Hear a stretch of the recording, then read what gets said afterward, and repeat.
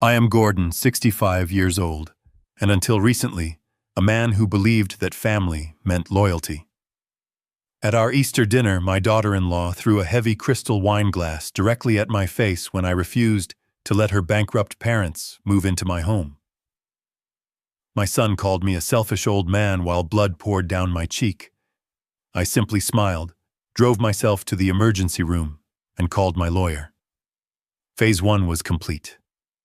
Before I continue this story, let me know where you are watching from in the comments below. Hit like and subscribe if you have ever had to stand up to family who saw you only as a bank account to be drained. The dining room was suffocating. The air hung heavy with the smell of roasted lamb and expensive perfume, a stark contrast to the ugly conversation unraveling across the long mahogany table. I sat at the head of the table quietly observing the predators disguised as my family. My son Bradley sat across from me, his posture rigid, his eyes darting nervously between me and his wife. Monica sat beside him, radiating an aggressive entitlement that she wore as easily as her designer pearls. Across from them sat Howard and Cynthia Reed, my in-laws. They were currently bankrupt, having liquidated their meager assets after a series of foolish investments, and were now staring at me with the hungry, desperate eyes of scavengers waiting for a meal. The silence in the room was not peaceful. It was the tense, loaded silence that always precedes an ambush. Bradley cleared his throat, his fingers drumming a frantic rhythm on the tablecloth. He leaned forward, pushing his untouched plate aside. He told me that they had been discussing the future. He stated that Howard and Cynthia were being evicted from their temporary apartment at the end of the month. He then looked me dead in the eye and demanded that I open my home to them. He reasoned that I lived alone in a 4-bedroom estate, and that it was entirely unreasonable for one older man to hoard so much empty space while family members suffered. He did not ask for a favor. He issued a directive expecting me to bow my head and surrender my sanctuary to two people who had never shown me an ounce of genuine respect. I looked at Bradley and then at Monica. I saw the calculated greed shining in their eyes. They viewed my home not as my refuge where I had built my life, but as an underutilized asset that they had the right to reallocate. They saw me as an expiring resource, a foolish old widower who could be easily bullied into submission. I placed my silver fork down on the table. The sharp click echoed in the quiet room. I looked directly at my son and delivered my answer in a voice entirely devoid of emotion. I told him no. I stated clearly and firmly that my home is my private sanctuary, not a public charity ward.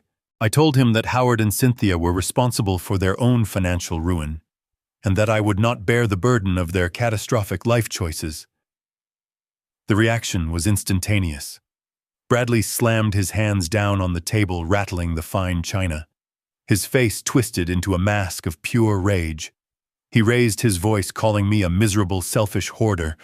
He accused me of having a heart made of stone.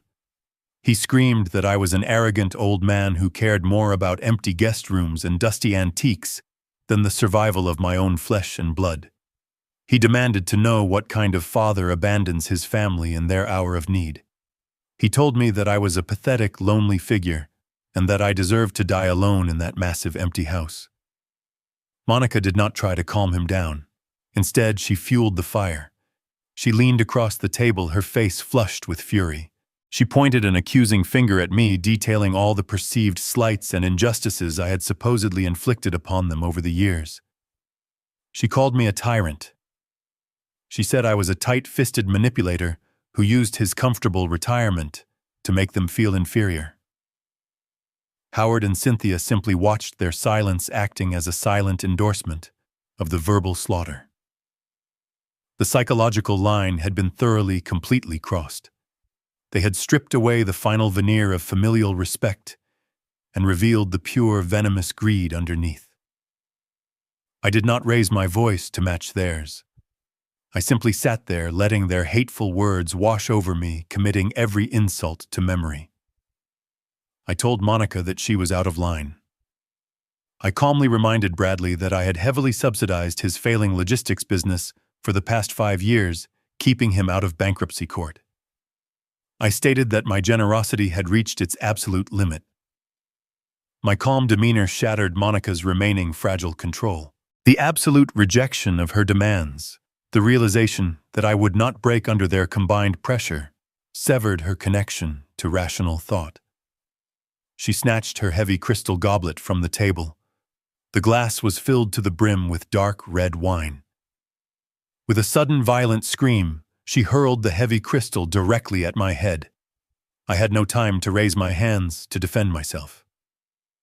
The heavy base of the goblet struck me squarely on the right cheekbone just below my eye. The impact was sickeningly loud. The crystal shattered upon striking my facial bone, sending sharp shards flying across the dining table. A blinding flash of pain erupted behind my eyes, followed immediately by the warm, thick rush of blood. The dark red wine splashed across my face, my white dress shirt, and the wall behind me. The heavy silence slammed back into the room, instantly replacing the shouting. Howard let out a strangled gasp. Cynthia covered her mouth in horror. Bradley froze, his eyes widening as he stared at the gruesome result of his wife's violent temper. He did not move to help me. He did not reprimand his wife. He simply took a slow, cowardly step backward. Monica stood there, chest heaving, staring at her empty hand, as if she did not understand what she had just done. I did not scream. I did not curse. The pain throbbing in my face brought a strange, terrifying clarity to my mind. I slowly stood up from the table. I reached into my pocket and retrieved a pristine white linen handkerchief. I pressed it firmly against the deep, bleeding laceration on my cheekbone, feeling the fabric instantly saturate with my own blood. I looked at Bradley. I looked at Monica. I let them see the absolute cold void in my eyes. I turned my back on my family and walked out of the dining room. I walked through the front door, stepping out into the cool, dark evening, leaving their shattered illusions and the ruined Easter dinner behind me. I walked to my car parked in their driveway. My hands were perfectly steady as I unlocked the door and slid behind the leather steering wheel. The metallic taste of blood and the bitter tang of red wine coated my lips. I started the engine and pulled out onto the street. I did not drive toward my house. I steered my vehicle toward the county hospital. The streetlights flashed in a rhythmic pattern, illuminating the dark interior of the car, and the bloody cloth held against my face. Every throb of pain in my cheek solidified my resolve. The simmering conflict had finally boiled over into undeniable physical violence. They had given me the ultimate weapon. I parked my car in the brightly lit emergency room parking lot. I did not immediately get out. I pulled my mobile phone from my jacket pocket and dialed the private number of Jonathan Pierce, my corporate litigator and oldest confidant. The phone rang twice before Jonathan answered, his voice sharp and alert despite the late hour. I did not bother with pleasantries. I spoke clearly into the receiver, my voice echoing in the quiet car. I told Jonathan that Phase 1 was complete. I informed him that the assault was physical, that Monica had struck me in the face with a heavy glass object, and that I was currently bleeding in the parking lot of the emergency hospital. Jonathan did not ask for unnecessary details. He simply stated that he was activating the protocols we had discussed and advised me to ensure the medical staff documented everything perfectly. I ended the call. I stepped out of the car into the harsh fluorescent glare of the hospital entrance. I walked through the automatic sliding doors, approaching the triage desk with deliberate, measured steps. The nurse behind the counter looked up and gasped at the sight of my blood-soaked face and ruined shirt. I stood tall, maintaining my dignity. I told her in a clear, calm voice that I required immediate medical attention for a facial laceration. I then instructed her to contact the local police precinct immediately because I needed to file a formal felony assault report against my daughter-in-law. The silent adjustment had officially begun, and the paper trail was now permanently sealed. I did not return to my empty house that night. Jonathan Pierce arranged a private suite for me at a downtown hotel, ensuring my safety, while the legal machinery ground into motion. The next morning, I sat in the sleek, glass-walled office of my lawyer, sipping black coffee while my stitched cheek throbbed with a dull, steady pain. Jonathan did not offer empty sympathies. He simply turned his laptop toward me and pressed play on a video file. It was the police body camera footage from the previous night. I watched the events unfold with a cold, detached satisfaction. The footage showed two uniformed officers walking up the manicured pathway to the suburban house belonging to Bradley and Monica. Through the large front window, the camera captured a scene of domestic tranquility. Bradley, Monica Howard, and Cynthia were sitting around the dining table eating gourmet cheesecake. They were laughing and clinking their dessert forks, completely unbothered by the fact that they had just sent me to the hospital bleeding. They believed they had won. They thought my silence was a surrender. They had no idea that a warrant for felony assault with a deadly weapon had already been signed by a night court judge. The lead officer pounded his heavy fist against the solid oak front door. The loud, rhythmic thud shattered the peaceful atmosphere inside the house. On the screen, I saw Bradley frown and wipe his mouth with a napkin. He stood up looking annoyed rather than concerned.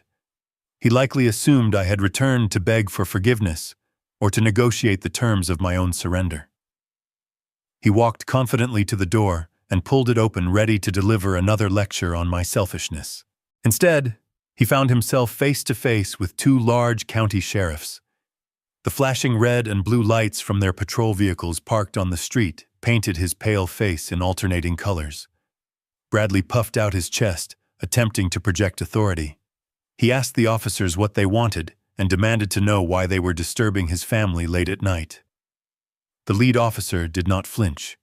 He did not offer a polite greeting. He simply looked past Bradley into the brightly lit dining room and demanded that Monica step forward and identify herself. Monica froze halfway through a bite of cheesecake. Her arrogant smirk vanished instantly, replaced by a mask of sudden, genuine panic. She placed her fork down with a trembling hand and slowly stood up. Bradley immediately moved to block the doorway, positioning himself between his wife and the officers. He puffed his chest further and stated that his wife had done nothing wrong. He told the police that they were responding to a simple family misunderstanding that had been blown completely out of proportion by an emotional old man. The lead officer ignored Bradley completely. He stepped heavily across the threshold, forcing Bradley to stumble backward to avoid being knocked over. The second officer followed closely behind, his hand resting casually but firmly on his utility belt. They walked straight into the dining room, bringing the cold reality of the law directly into the pristine sanctuary Monica had built. Howard and Cynthia shrank back into their chairs, their faces drained of all color. The scavengers suddenly realized they were trapped in a cage with predators far more dangerous than they were. The lead officer addressed Monica by her full legal name. He did not ask for her side of the story. He read directly from the warrant securely clipped to his tactical vest. He stated that she was being placed under arrest for aggravated assault with a deadly weapon and felony elder abuse. Monica let out a high-pitched shriek. She took a step backward, bumping into the expensive mahogany table and knocking over a water glass. She screamed that it was a lie and that I had attacked her first. She demanded that Bradley do something to stop them. Bradley grabbed his mobile phone, threatening to call the mayor and the police commissioner.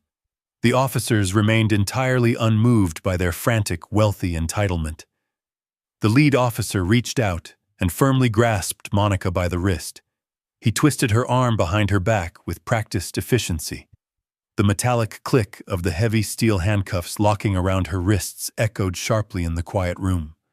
It was a beautiful, definitive sound. Monica began to sob uncontrollably, her designer dress wrinkling as she struggled against the unyielding grip of the officer. The officers marched Monica out of the dining room, dragging her toward the front door. She dragged her feet, pleading and crying loudly, begging Bradley to save her. Bradley followed them to the porch, shouting empty legal threats that the officers ignored. The neighborhood was wide awake. The flashing police lights had drawn the attention of every affluent resident on the street. Neighbors stood on their manicured lawns and peered through their front windows, watching the spectacle unfold. They saw Monica, the self-appointed queen of the neighborhood association, being shoved into the back of a police cruiser in handcuffs, with her mascara running down her face. Her reputation was instantly and permanently destroyed. The doors of the cruiser slammed shut, cutting off her hysterical screams. The officers climbed into the front seats and drove away, leaving Bradley standing alone on his front lawn, bathed in the harsh security lights. Howard and Cynthia remained hiding inside the house, too cowardly to step outside and support their daughter. Watching the footage in the quiet law office, I felt no pity. I felt only the precise mechanical satisfaction of a trap closing exactly as designed. The morning sun poured heavily through the floor-to-ceiling windows of the law office, casting long, sharp shadows across the polished concrete floor. The heavy oak door was securely shut, sealing us away from the chaotic noise of the city below. I sat in a high-backed black leather chair, holding my mobile phone in the palm of my hand. The digital screen displayed 12 missed calls and 3 unheard voice messages. Every single notification was from my son. Jonathan sat across the wide mahogany desk, his posture immaculate, his hands folded neatly over a fresh yellow legal pad. He instructed me to place the phone in the center of the desk and activate the speaker function so we could formally document the exact nature of the communications. I tapped the glass screen, and the quiet room suddenly filled with the sharp, automated voice of the messaging system. The first message was recorded at 2 a.m. Bradley sounded completely out of breath, his voice echoing slightly in what was clearly the cavernous, sterile waiting room of the county jail. He did not ask how my injured face was healing. He did not ask if the doctors had given me painkillers. He immediately launched into a frantic, entitled tirade. He demanded that I pick up the phone and stop acting like a dramatic child. He said that the police had actually booked Monica and that she was currently sitting in a holding cell with common criminals. He ordered me to drive down to the precinct immediately, tell the duty sergeant that I had tripped and hit my own face on the table, and drop all the charges. He insisted that this was a massive overreaction and that I was intentionally ruining their lives over a simple accident. He told me to stop embarrassing the family and fix my mistake. The message ended with a heavy, angry click. Jonathan made a single, slow note on his pad. I felt absolutely nothing. The second message arrived exactly 45 minutes later. The tone had shifted entirely from commanding arrogance to desperate, unhinged rage. Bradley was practically shouting into the receiver, the background noise of the police station now completely drowned out by his fury. He screamed that the night magistrate had set an enormous cash bail because the charge was officially classified as a violent felony against a vulnerable elderly person. He blamed me entirely for the extreme financial hardship this bail payment would cause them. He said that I was a spiteful, vindictive old man who could not stand to see his own son happy and successful. He threatened that if I did not fix this situation by sunrise, I would never be allowed to speak to them again. He promised to cut me out of their lives completely and leave me to rot away alone in my massive, empty house. He told me that Howard and Cynthia were deeply traumatized by the police raid, and that I was a complete monster for doing this to innocent people. I looked across the desk at Jonathan. He raised a single eyebrow, assessing the legal value of the threat, but he remained completely silent. The final message was left just after 6 a.m. The background noise was the muffled, vibrating hum of a car engine. Bradley had finally posted the bail money. Monica could be heard crying hysterically in the passenger seat, her loud, piercing sobs dominating the terrible audio quality. Bradley was no longer shouting. His voice was completely flat, incredibly cold, and dripping with pure, concentrated malice. He told me that they were driving home and that the gloves were officially off. He stated clearly that I had crossed an unforgivable line and declared war on my own flesh and blood. He promised that he would make me suffer for publicly humiliating his wife. He said that he was going to call his own legal team and prove to a judge that I was mentally unfit to live alone. He swore that he would have me dragged out of my home and locked away in a miserable state facility for the demented. He explicitly stated that he would take full control of my estate, sell the property, and use the money to pay for Monica to avoid prison. He ended the message by telling me that I was dead to him. The phone went completely silent. Jonathan reached across the desk and tapped the screen, saving the audio files directly to his secure server. He looked up at me, his eyes sharp and fiercely calculating. He stated plainly that Bradley had just handed us the exact criminal intent we needed. The silence that followed the final voice message was profound. The echo of Bradley screaming his violent threats hung in the quiet air of the law office like toxic smoke. He honestly believed he held all the power in our dynamic. He believed that I was nothing more than a frail, isolated old man sitting on a single valuable asset. In his arrogant mind, he was the wealthy, successful businessman, and I was the pathetic burden standing in the way of his ultimate financial freedom. He genuinely thought his logistics franchise made him a titan of industry and a self-made millionaire. The absolute delusion of his perspective would have been comical if his intentions were not so deeply malicious. Jonathan Pierce did not say a word to interrupt my thoughts. He simply reached down and unlocked the heavy bottom drawer of his mahogany desk. He pulled out a thick black leather binder and placed it carefully on the desk between us. This binder did not contain my medical directives or my basic retirement accounts. It contained the complete operating agreements and private financial ledgers for Summit Commercial Management. I am not simply a comfortable retiree living on a modest fixed pension. I spent 40 grueling years acquiring, developing, and managing premium commercial real estate across the entire state. I built a highly lucrative empire quietly and methodically, operating entirely behind the impenetrable walls of corporate trusts and holding companies. When my wife passed away, I chose to live a simple, unassuming life in our family home. I drove an older, reliable car and wore practical clothes because I had nothing left to prove to anyone. Bradley, however, interpreted my quiet lifestyle as weakness and financial stagnation. He assumed the wealth I had accumulated over my lifetime was insignificant. Jonathan opened the heavy black binder and turned to the central section. He smoothed out a crisp legal document and turned it toward me. It was the master commercial lease agreement for a massive industrial warehouse complex located on the busy southern edge of the city. This was the exact facility from which Bradley operated his supposedly booming logistics company. 5 years ago, Bradley had marched into my living room wearing an expensive tailored suit he could not actually afford. He demanded a massive cash loan from me to start his own delivery and warehousing business. He spoke to me with incredible condescension, claiming he was a natural entrepreneur, and that my conservative financial advice was outdated and useless. I refused to hand him a giant sum of liquid cash because I knew his extreme arrogance would bankrupt him within a single year. However, I still loved my son back then. I still wanted him to succeed and build a stable life. So I orchestrated a silent intervention. I purchased the enormous warehouse complex through one of my anonymous shell corporations. I then instructed Summit Commercial Management to offer Bradley a miraculously cheap long-term commercial lease. For half a decade, I have been his absolute and invisible lifeline.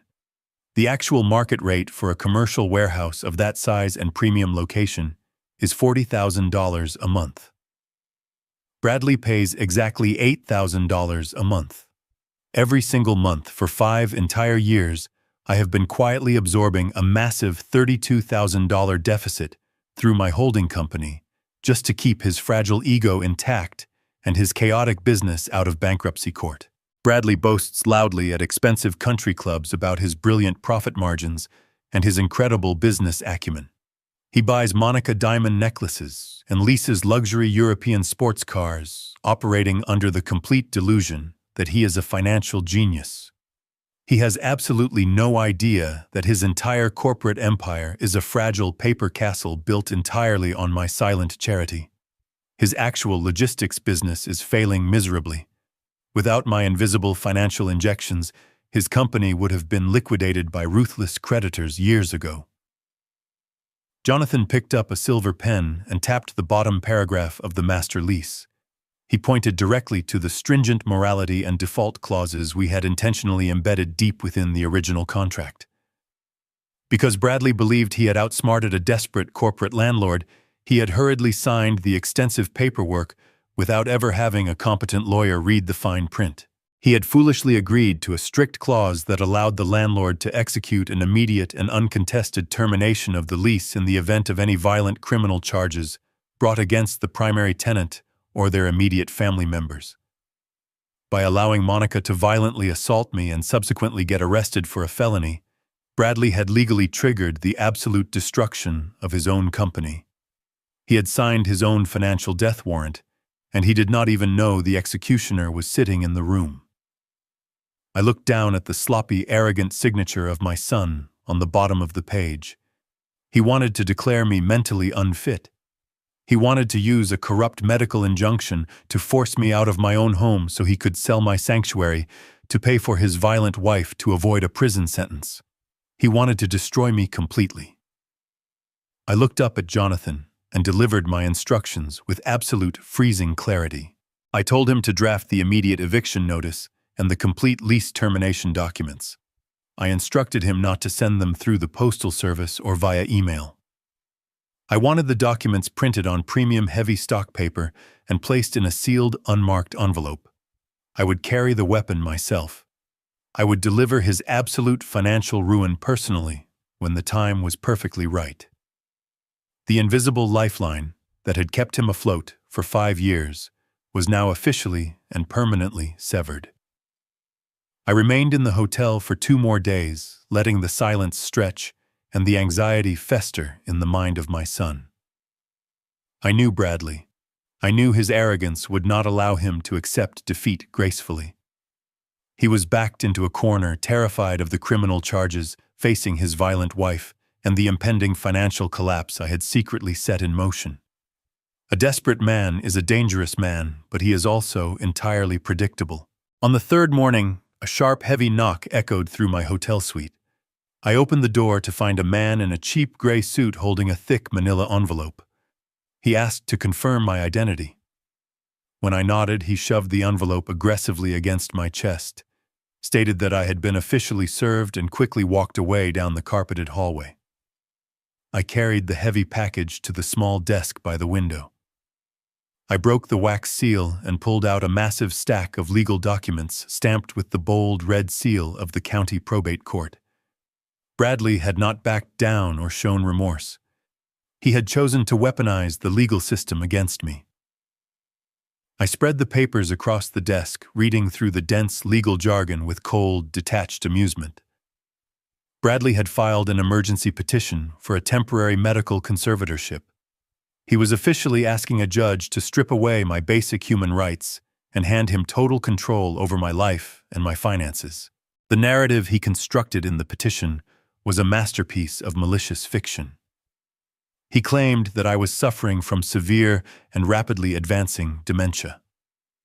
He stated under penalty of perjury that I had become deeply paranoid and prone to terrifying bouts of self-inflicted violence. The most sickening part of his petition was how he twisted the traumatic events of our Easter dinner. He wrote that Monica had not attacked me. He claimed that I had suffered a massive psychotic break, picked up the heavy crystal wine glass, and smashed it into my own face while screaming abuse at them. He painted himself as the tragic, exhausted son, desperately trying to protect his severely ill father from harming himself and others in the community. To grant an emergency order, the court requires immediate medical proof. Bradley had anticipated this requirement. Attached to the back of the petition was a sworn medical affidavit signed by a licensed psychiatrist. I recognized the name of the doctor immediately. He was a frequent guest at the lavish, expensive dinner parties Monica used to host. He was a man with expensive tastes and a widely known gambling problem. This corrupt medical professional had signed a binding legal document diagnosing me with severe cognitive decline and violent psychosis without ever having examined me or spoken a single word to me. He had sold his medical license and his professional integrity to help my son steal my life. Because the affidavit claimed I was an immediate physical danger to myself, the judge had granted a temporary 14-day emergency injunction. The immediate consequences of this temporary order were explicitly detailed on the final page of the packet. Bradley had been granted temporary power of attorney over my healthcare decisions and my personal financial assets. A secondary document from my primary retail bank was attached. My personal checking and savings accounts, the ones holding my monthly pension and basic living expenses, had been completely frozen. Bradley had effectively cut off my access to my own money, believing he could starve me out and force me into total submission. He thought he had successfully neutralized me. He believed that without my checking account, I would not be able to hire a competent defense attorney or even pay for my hotel room. He assumed I would be forced to crawl back to my house completely at his mercy. I picked up my mobile phone and called Jonathan Pierce. I read the precise details of the temporary injunction aloud to him. Jonathan did not sound alarmed or worried. He sounded exactly like a hunter, watching his prey step willingly into a steel trap. He explained that Bradley and the corrupt psychiatrist had just committed blatant perjury and federal medical fraud. By filing these fraudulent documents with the probate court, they had escalated their actions from a simple domestic dispute to a highly complex criminal conspiracy. I asked Jonathan about the frozen bank accounts. I needed to ensure that the massive wealth held within my commercial management company remained completely undetected.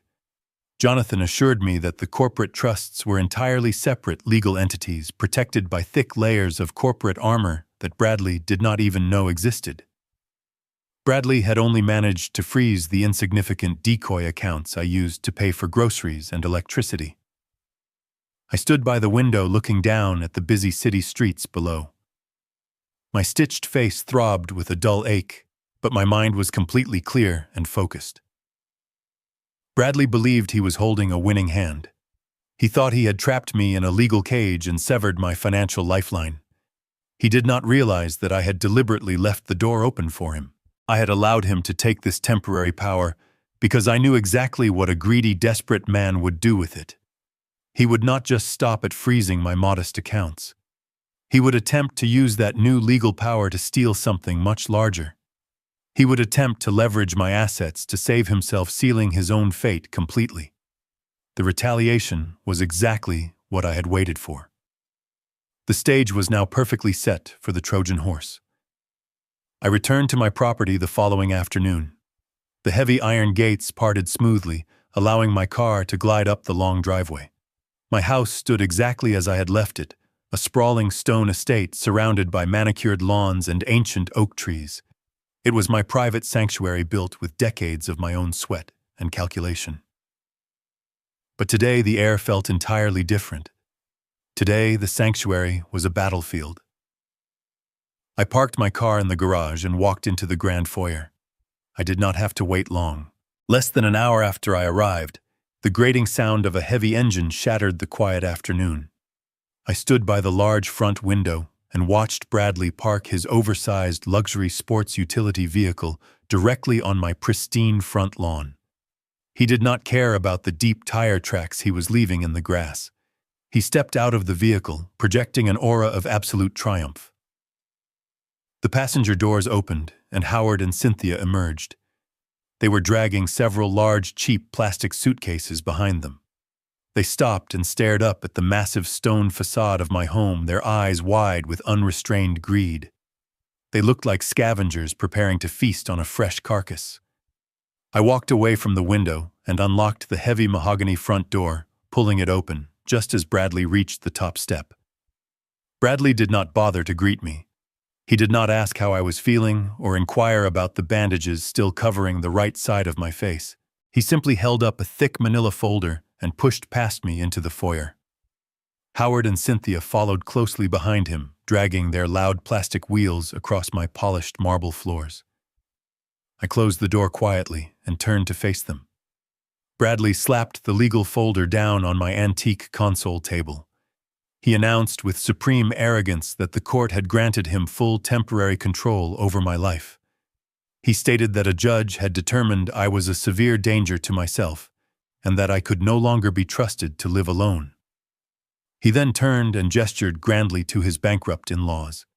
He declared that Howard and Cynthia were moving in immediately to provide around-the-clock medical supervision. He said they were doing me a massive favor by giving up their own time to watch over a sick, paranoid old man. It was a brilliant, terrifying lie. He was moving two destitute strangers into my home to act as his personal wardens, ensuring I could not mount a legal defense while he drained my frozen bank accounts. Howard puffed out his chest and looked around the grand foyer with a sickening smile. He told me not to worry and that they would take excellent care of the property while my mind continued to deteriorate. Cynthia was already tracing her fingers over a priceless bronze sculpture, whispering to herself about how much it might fetch at a private auction. They expected me to scream.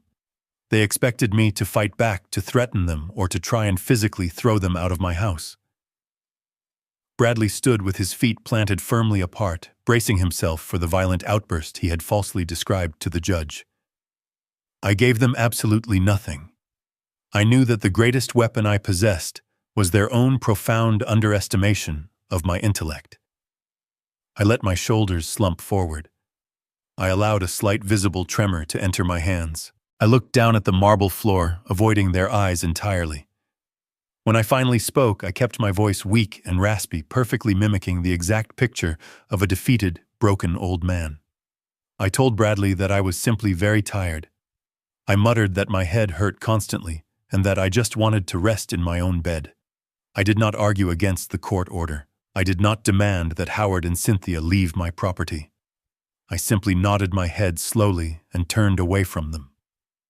I shuffled my feet slightly as I walked, acting confused and deeply disoriented by the medication the hospital had supposedly given me. The transformation was flawless. I could hear the immediate shift in the room behind me. The tense defensive posture of the scavengers instantly dissolved into cruel, mocking relief. Bradley let out a loud, arrogant laugh. He told Howard and Cynthia to take the guest suites on the east wing and make themselves completely at home. He instructed them to lock all the exterior doors and to make sure I did not wander outside and embarrass the family again. He spoke about me as if I were a deaf dog sleeping on the floor. He believed his legal maneuver had completely broken my spirit. He honestly thought the sight of his official court document had crushed the last remaining ounce of fight left in my old bones. I slowly climbed the grand sweeping staircase, my hand gripping the wooden banister tightly. I kept my head bowed and my steps heavy until I reached the top landing. I walked down the long, silent hallway to my private master suite. I stepped inside the heavy oak door and pushed it shut behind me. The solid metallic click of the deadbolt locking into place was the most satisfying sound I had heard all week. The moment the lock engaged, the frail, defeated old man vanished completely. I stood up straight, my spine rigidly aligned. I walked over to the heavy velvet curtains and pulled them tightly shut, plunging the massive room into cool shadows. I walked to my private mahogany desk and opened the false bottom drawer. I pulled out a sleek encrypted tablet device. The invasion was completely successful. They had breached the walls of my sanctuary and planted their flags in my living room. They believed they were the conquering army moving in to claim the spoils of an easy war. They had no idea they had just locked themselves inside a highly sophisticated trap. The game of patience had officially begun, and I was ready to watch them destroy themselves. They were utterly blind to the reality of the walls surrounding them. I pressed the power button on the tablet and watched the screen glow with the cold, hard light of absolute, undeniable surveillance. The soft blue glow of the encrypted tablet illuminated the dark corners of my master suite. I sat in my heavy leather armchair, listening to the muffled sounds of heavy footsteps echoing from the floor below. Howard and Cynthia were busy exploring their new domain, completely unaware that the ground beneath their feet did not actually belong to me. Bradley believed his emergency conservatorship had handed him the ultimate prize. He thought he had successfully seized my multi-million-dollar estate, securing a massive financial asset he could eventually liquidate to save his wife from prison. His entire strategy relied on the assumption that I was a foolish old man who kept his greatest treasure sitting unprotected in plain sight. He was spectacularly wrong. 6 months ago, I had noticed a subtle shift in Bradley. I saw the way his eyes lingered on my antique silver collection, and the way he casually asked probing questions about my property taxes and life insurance policies. I recognized the greedy, desperate hunger of a failing man looking for an easy bailout. I did not wait for him to strike. I drove to the city and sat down with Jonathan Pierce to build an impenetrable fortress around my legacy. We executed a complex and entirely legal transfer of assets. I officially relinquished my personal ownership of the entire estate. The deed, the title, and every legal right to the property were quietly transferred into an irrevocable blind trust managed entirely by Jonathan and a board of independent corporate trustees. When the corrupt judge signed the temporary medical injunction, he gave Bradley control over Gordon Wallace, the individual. He gave him the power to freeze my modest personal checking accounts and dictate my daily medical care. But Gordon Wallace, the individual, no longer owned the sprawling stone mansion or anything inside it.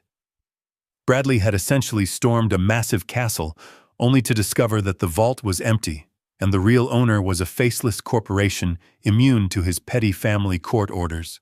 He could not sell the house. He could not leverage it for a loan. He could not even legally evict me because my residency was permanently guaranteed by the ironclad stipulations of the trust. He was celebrating a hollow victory, holding a meaningless piece of paper, while standing on territory he could never truly conquer. But I needed more than just a legal shield. I needed a weapon.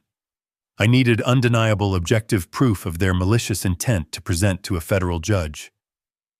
During the same week we established the blind trust, I hired a private security firm specializing in high-end corporate espionage. They did not install cheap plastic cameras that flash obvious red lights. They spent 4 days hardwiring a state-of-the-art surveillance grid directly into the architectural bones of my home.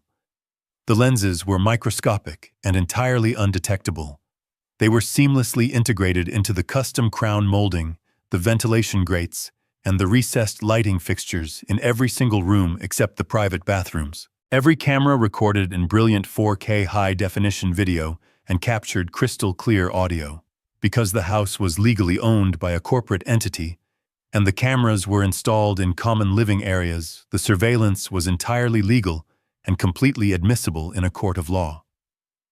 There was no expectation of privacy in the grand foyer, the kitchen, or the formal living room of a corporate-owned property.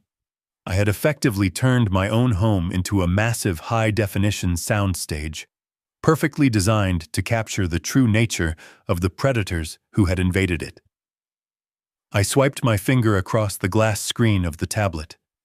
The primary security application opened, demanding a complex biometric password.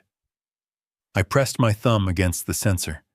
The application accepted my fingerprint and instantly divided the large screen into a grid of 16 live video feeds. The dark, silent master suite faded into the background as the vibrant, high-definition reality of my house sprang to life in the palms of my hands. The trap was fully operational. I watched the intricate details of my home rendered in perfect clarity. The camera in the main hallway showed the cheap plastic suitcases still sitting carelessly against the expensive silk wallpaper. I focused my attention on the feed from the formal living room. Howard and Cynthia were standing by the massive stone fireplace. Howard was holding a bottle of my most expensive vintage scotch, examining the label with a greedy, wide-eyed expression. He broke the wax seal and poured a generous measure into a crystal tumbler, not bothering to ask for permission or even look over his shoulder. He drank it like water, completely unappreciative of its immense value. Cynthia was pacing back and forth across the expensive Persian rug, dragging her fingers over the smooth mahogany surface of my antique grand piano. She was speaking animatedly, gesturing toward the large bay windows, and discussing which walls they should knock down to modernize the space and increase the resale value. I tapped the screen to isolate the audio feed from the living room. Cynthia's sharp nasal voice filled my dark bedroom. She was openly mocking my supposed mental decline, laughing about how easily Bradley had outsmarted me. She told Howard that they would finally have the luxury retirement they deserved once I was locked away in a state facility. Howard laughed heartily, raising his stolen glass of scotch in a mocking toast to my failing health. They spoke with the absolute unvarnished cruelty of people who believe they are completely alone and totally victorious. They had no idea that every hateful word, every arrogant laugh, and every stolen sip of liquor was being instantly digitized, encrypted, and beamed directly to a secure remote server managed by Jonathan Pierce. I sat in the darkness, watching them perform for my hidden audience. I did not feel angry. I did not feel betrayed. I felt only the profound, freezing calm of an architect watching the final piece of a magnificent bridge slide perfectly into place. The invasion was not a defeat. It was the crucial final phase of my strategy. I leaned back in my heavy leather chair, keeping my eyes locked on the glowing grid of the tablet. I was ready to let them dig their own graves as deeply as they possibly could. The silent adjustment was moving exactly according to plan. The first night under my own roof as a supposed prisoner was deeply revealing. I remained seated in my darkened master suite, keeping my eyes firmly locked on the glowing screen of the security tablet. The heavy oak door of my bedroom was locked from the inside, but I could hear the faint muffled sounds of their movement echoing through the massive house. Howard and Cynthia had finished their stolen scotch and were now beginning their true work. They were no longer simply admiring the architecture. They were actively hunting. I switched the camera feed to the main corridor leading toward my private library. The high-definition night vision lens captured their creeping figures with terrifying clarity. They moved with the practiced stealth of professional thieves, whispering to each other as they tested the brass handles of every closed door. They believed I was heavily medicated and fast asleep, allowing them free rein to pillage my legacy. Cynthia pushed open the heavy double doors of the library and stepped inside. Howard followed closely behind her, his eyes scanning the floor-to-ceiling mahogany bookshelves. They did not care about the rare first editions or the centuries of history lining the walls. They were looking for easily concealable liquid assets.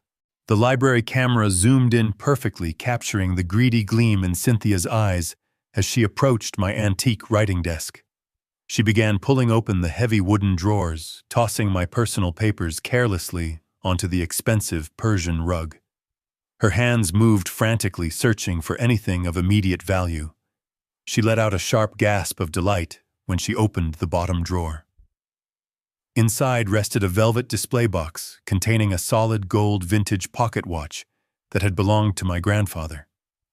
It was a priceless family heirloom engraved with my family crest. Cynthia did not hesitate. She plucked the heavy gold timepiece from its velvet bed and held it up to the light. She whispered to Howard that the solid gold casing alone was worth thousands of dollars, and that a private pawnbroker she knew downtown would ask absolutely no questions. She slipped the watch directly into the deep pocket of her cardigan, stealing a piece of my family history without a second thought.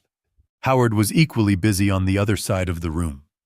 He had discovered a locked glass display cabinet containing my collection of rare silver coins. He did not bother looking for the key. He grabbed a heavy bronze paperweight from the desk and used the edge to carefully pry the delicate lock open. He scooped handfuls of the heavy silver coins into a canvas tote bag he had brought downstairs.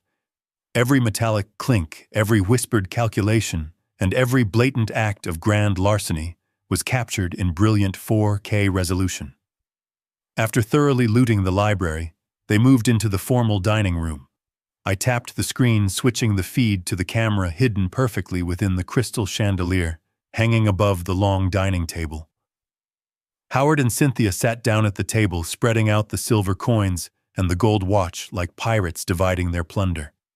Cynthia leaned forward, her face twisted into a mask of pure, calculated malice. She told Howard that taking these small items was only the beginning. She explicitly laid out their grand strategy. She said that Bradley had assured them the temporary conservatorship would become permanent within 2 weeks. Once the judge signed the final order, they planned to move me into a miserable state-funded facility on the poorest side of the city. Cynthia laughed coldly, stating that the cheaper the nursing home was, the more money they would have left over from the sale of my estate. Howard nodded in eager agreement. He pulled a small notebook from his pocket and began running the numbers. He calculated the estimated market value of my home, the value of the antique furniture, and the potential balance of the frozen checking accounts. He stated clearly that once I was locked away, they would convince Bradley to give them a massive cut of the profits to fund their own permanent luxury retirement. They were actively conspiring to strip me of my dignity, my freedom, and my entire life savings.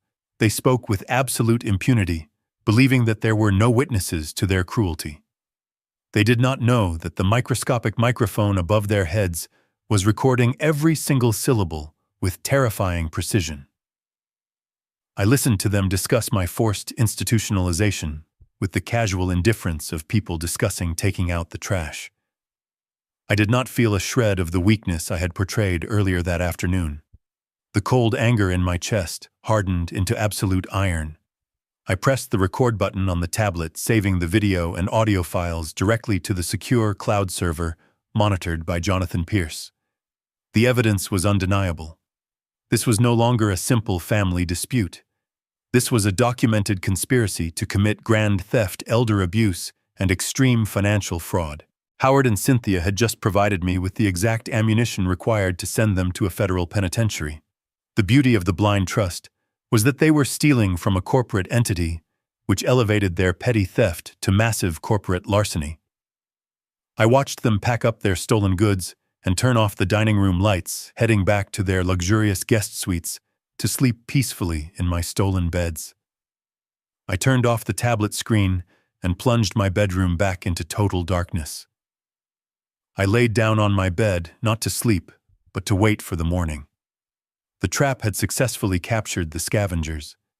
Now Abisitplao needed to wait for Bradley to make his own fatal mistake and complete the final piece of the puzzle. The sun had barely crested the horizon when I stepped out of my master suite.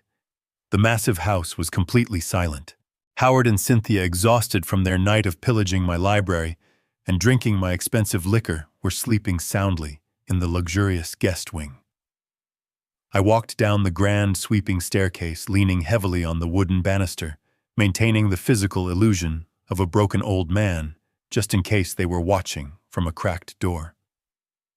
I walked across the cold marble floor of the foyer and opened the heavy front door, stepping out into the crisp morning air. My destination was the large brick mailbox standing at the very end of my long, winding driveway. Bradley had instructed his in-laws to watch my every move, but scavengers are inherently lazy. They lacked the discipline to wake up at dawn. I reached the end of the driveway and pulled open the heavy iron door of the mailbox. Inside, resting on top of the usual catalogs and utility bills, was a thick priority mail envelope from a prominent national commercial bank. It was addressed directly to Bradley Wallace, with my home address listed as his primary financial residence. I slipped the thick envelope inside the deep pocket of my wool robe. I walked slowly back up the driveway, my posture hunched, my steps deliberate and entirely deceptive. I re-entered my home and locked the front door behind me. I climbed the stairs and returned to my private sanctuary, turning the heavy deadbolt with a satisfying metallic click. I walked over to my mahogany desk and turned on the small brass reading lamp. I retrieved the envelope from my pocket and carefully sliced it open with a silver letter opener. I spread the crisp official documents across the smooth leather surface of my desk. It was a formal notification of loan approval and immediate fund disbursement. I traced my finger down the columns of numbers and legal clauses, feeling a cold, sharp smile form on my lips. Bradley had not wasted a single second. The moment the corrupt judge handed him the temporary medical conservatorship, he had marched directly into a major financial institution to execute his ultimate theft. The document outlined a massive commercial line of credit.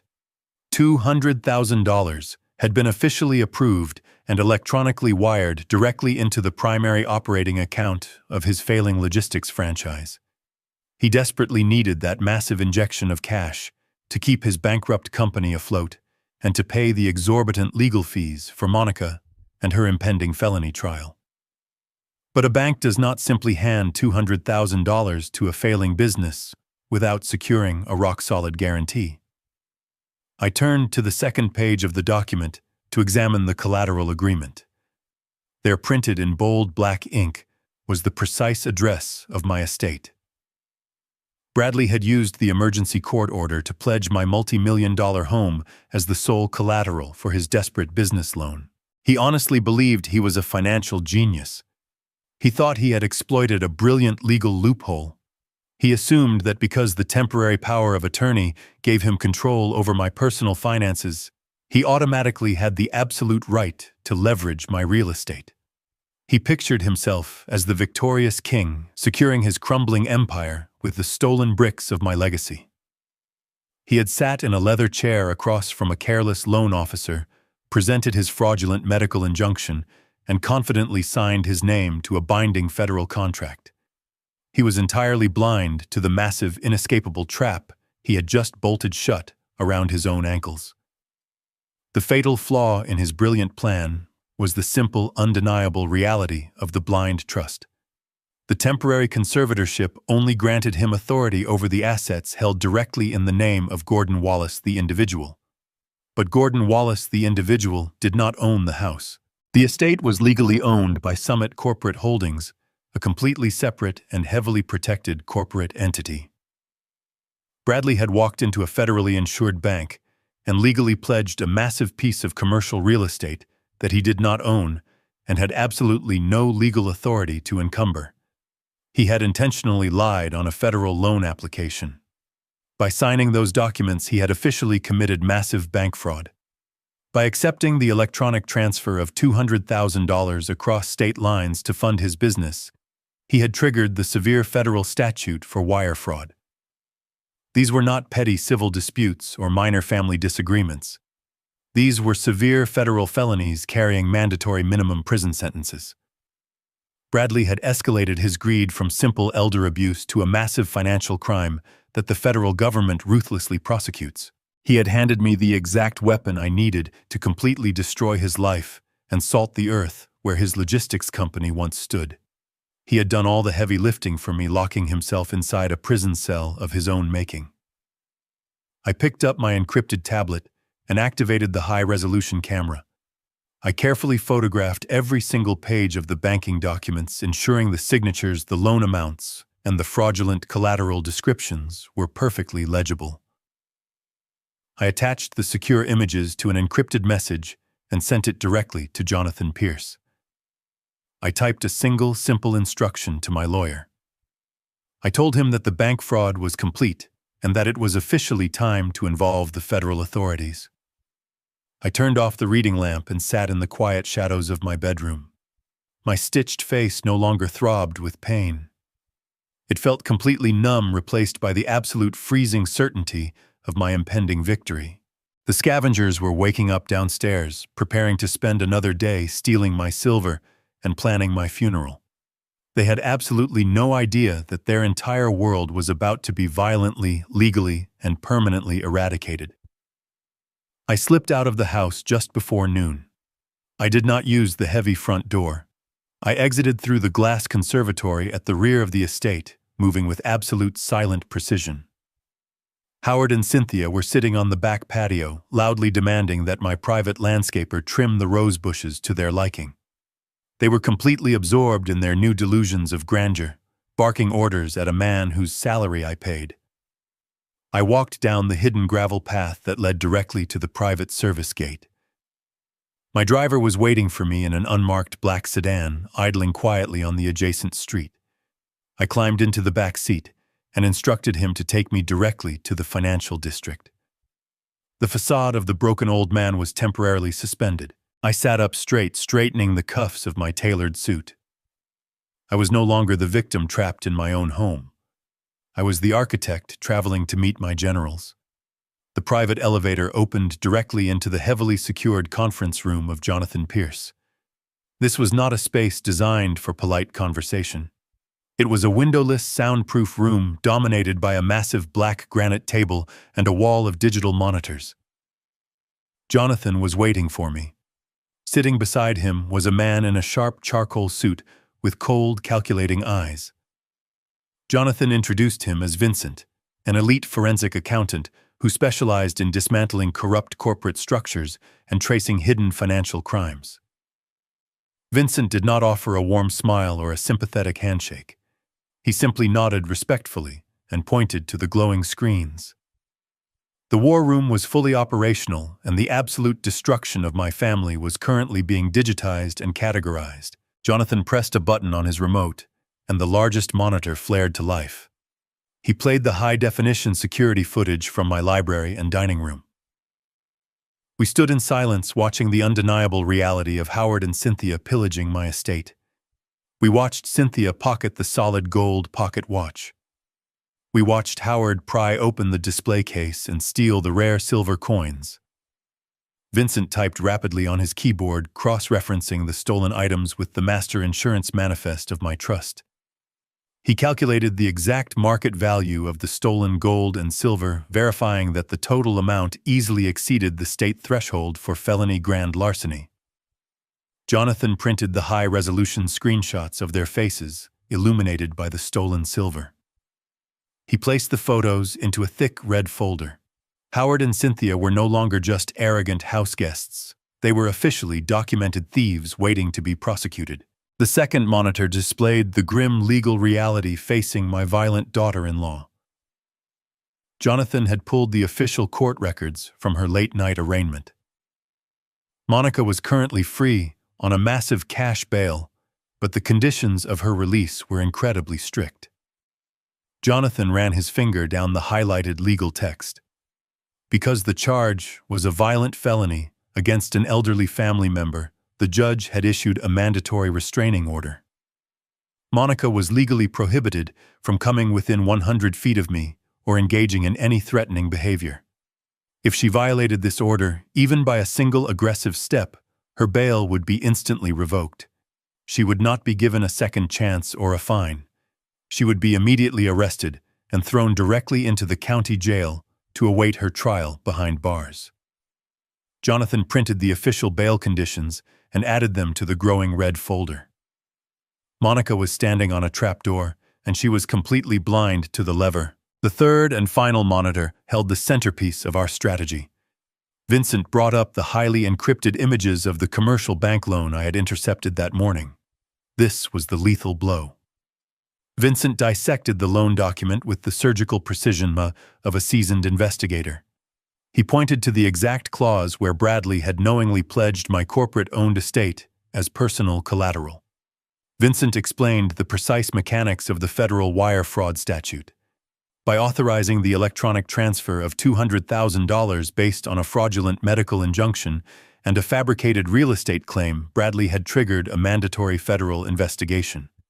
He had stolen money from an institution insured by the federal government. Vincent printed the loan application, the forged collateral agreement, and the bank transfer receipts. He stamped each document with a bold, black seal of verification. Jonathan gathered the thick stacks of printed evidence from the black granite table. He arranged them in a very specific, calculated order. First, he placed the evidence of the theft committed by the in-laws. Next, he placed the strict bail conditions hanging over Monica. Finally, he placed the undeniable proof of federal bank fraud committed by my son.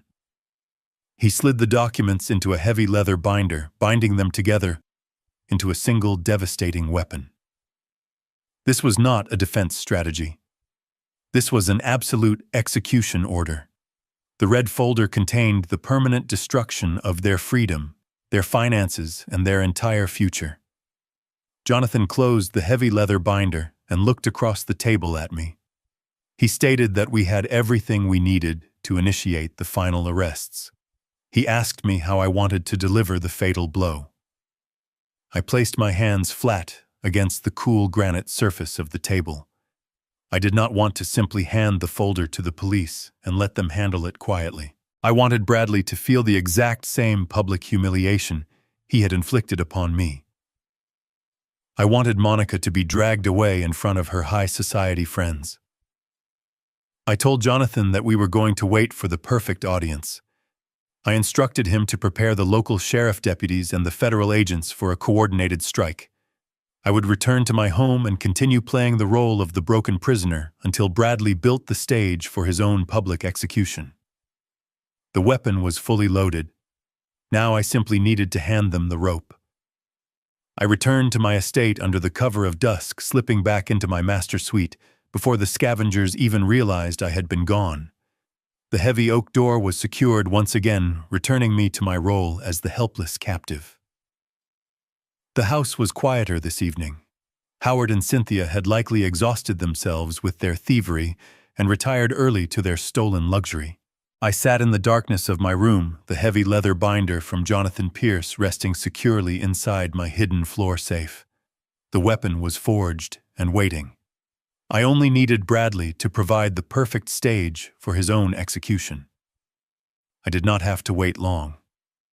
Heavy, confident footsteps echoed in the hallway outside my bedroom. They stopped directly in front of my locked door. The faint rustle of heavy gloss paper broke the silence. A brightly colored brochure slid underneath the gap of my door, stopping just inches from my leather shoes. I did not reach down to pick it up immediately. I simply stared at it, while the arrogant voice of my son bled through the heavy wood. Bradley did not bother to knock. He leaned close to the door, speaking in a low, theatrical whisper, designed to maximize his cruelty. He told me to take a long, careful look at the pamphlet. He announced that he had spent the entire afternoon touring my permanent new residence. He sounded incredibly proud of himself, convinced that his masterstroke of legal manipulation was finally complete. Bradley described the state-run facility with sadistic detail. He told me it was located on the far industrial edge of the county, right next to the municipal water treatment plant.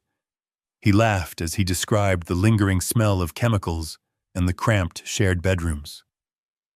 He explicitly stated that the facility only accepted the absolute lowest tier of state funding, which meant the food was essentially processed mush and the staff were violently overworked. He told me that my new roommate was a nonverbal man who screamed at the bare walls all night. Bradley was not just sending me away to hide his theft. He was actively trying to punish me for daring to survive his wife's assault. He wanted me to suffer in complete isolation, stripped of my dignity, my wealth, and my perfectly manicured gardens. His voice grew harsher as he laid out the final phase of his pathetic strategy. He reminded me that Monica was facing her preliminary criminal hearing at the end of the week. He stated that by the time she stood before the judge, the permanent medical conservatorship would be finalized. Once he held total legal authority over my voice, he intended to formally withdraw my police statement. He planned to tell the court that my memory was entirely fractured and that the assault was merely a hallucination of a diseased mind. He believed he could single-handedly erase her felony charges by erasing my legal competence. He gloated that with the $200,000 loan he had secured against my house, he had already retained the most expensive criminal defense lawyer in the city. He proudly confessed to his own bank fraud through the locked door, believing I was too stupid to understand the massive financial implications of his words. He told me to pack a single small suitcase because the state facility did not allow personal furniture or large wardrobes. He said he was bringing a moving crew in 3 days to clear out my bedroom and begin staging the house for a rapid commercial sale. He imagined out loud how much money the estate would fetch on the open market, and how perfectly that cash would fund his failing logistics company. He ended his monologue by telling me that this was the absolute consequence of my selfishness. He said that if I had simply allowed his bankrupt in-laws to move in peacefully, none of this would have happened. He walked away down the hallway, his footsteps heavy with unearned victory. I waited until the sound of his footsteps completely faded before I bent down and picked up the glossy brochure. The cheap paper depicted a depressing gray brick building surrounded by a tall chain-link fence. The printed slogan promised basic, essential care for the elderly. I walked over to my desk and turned on the small brass lamp.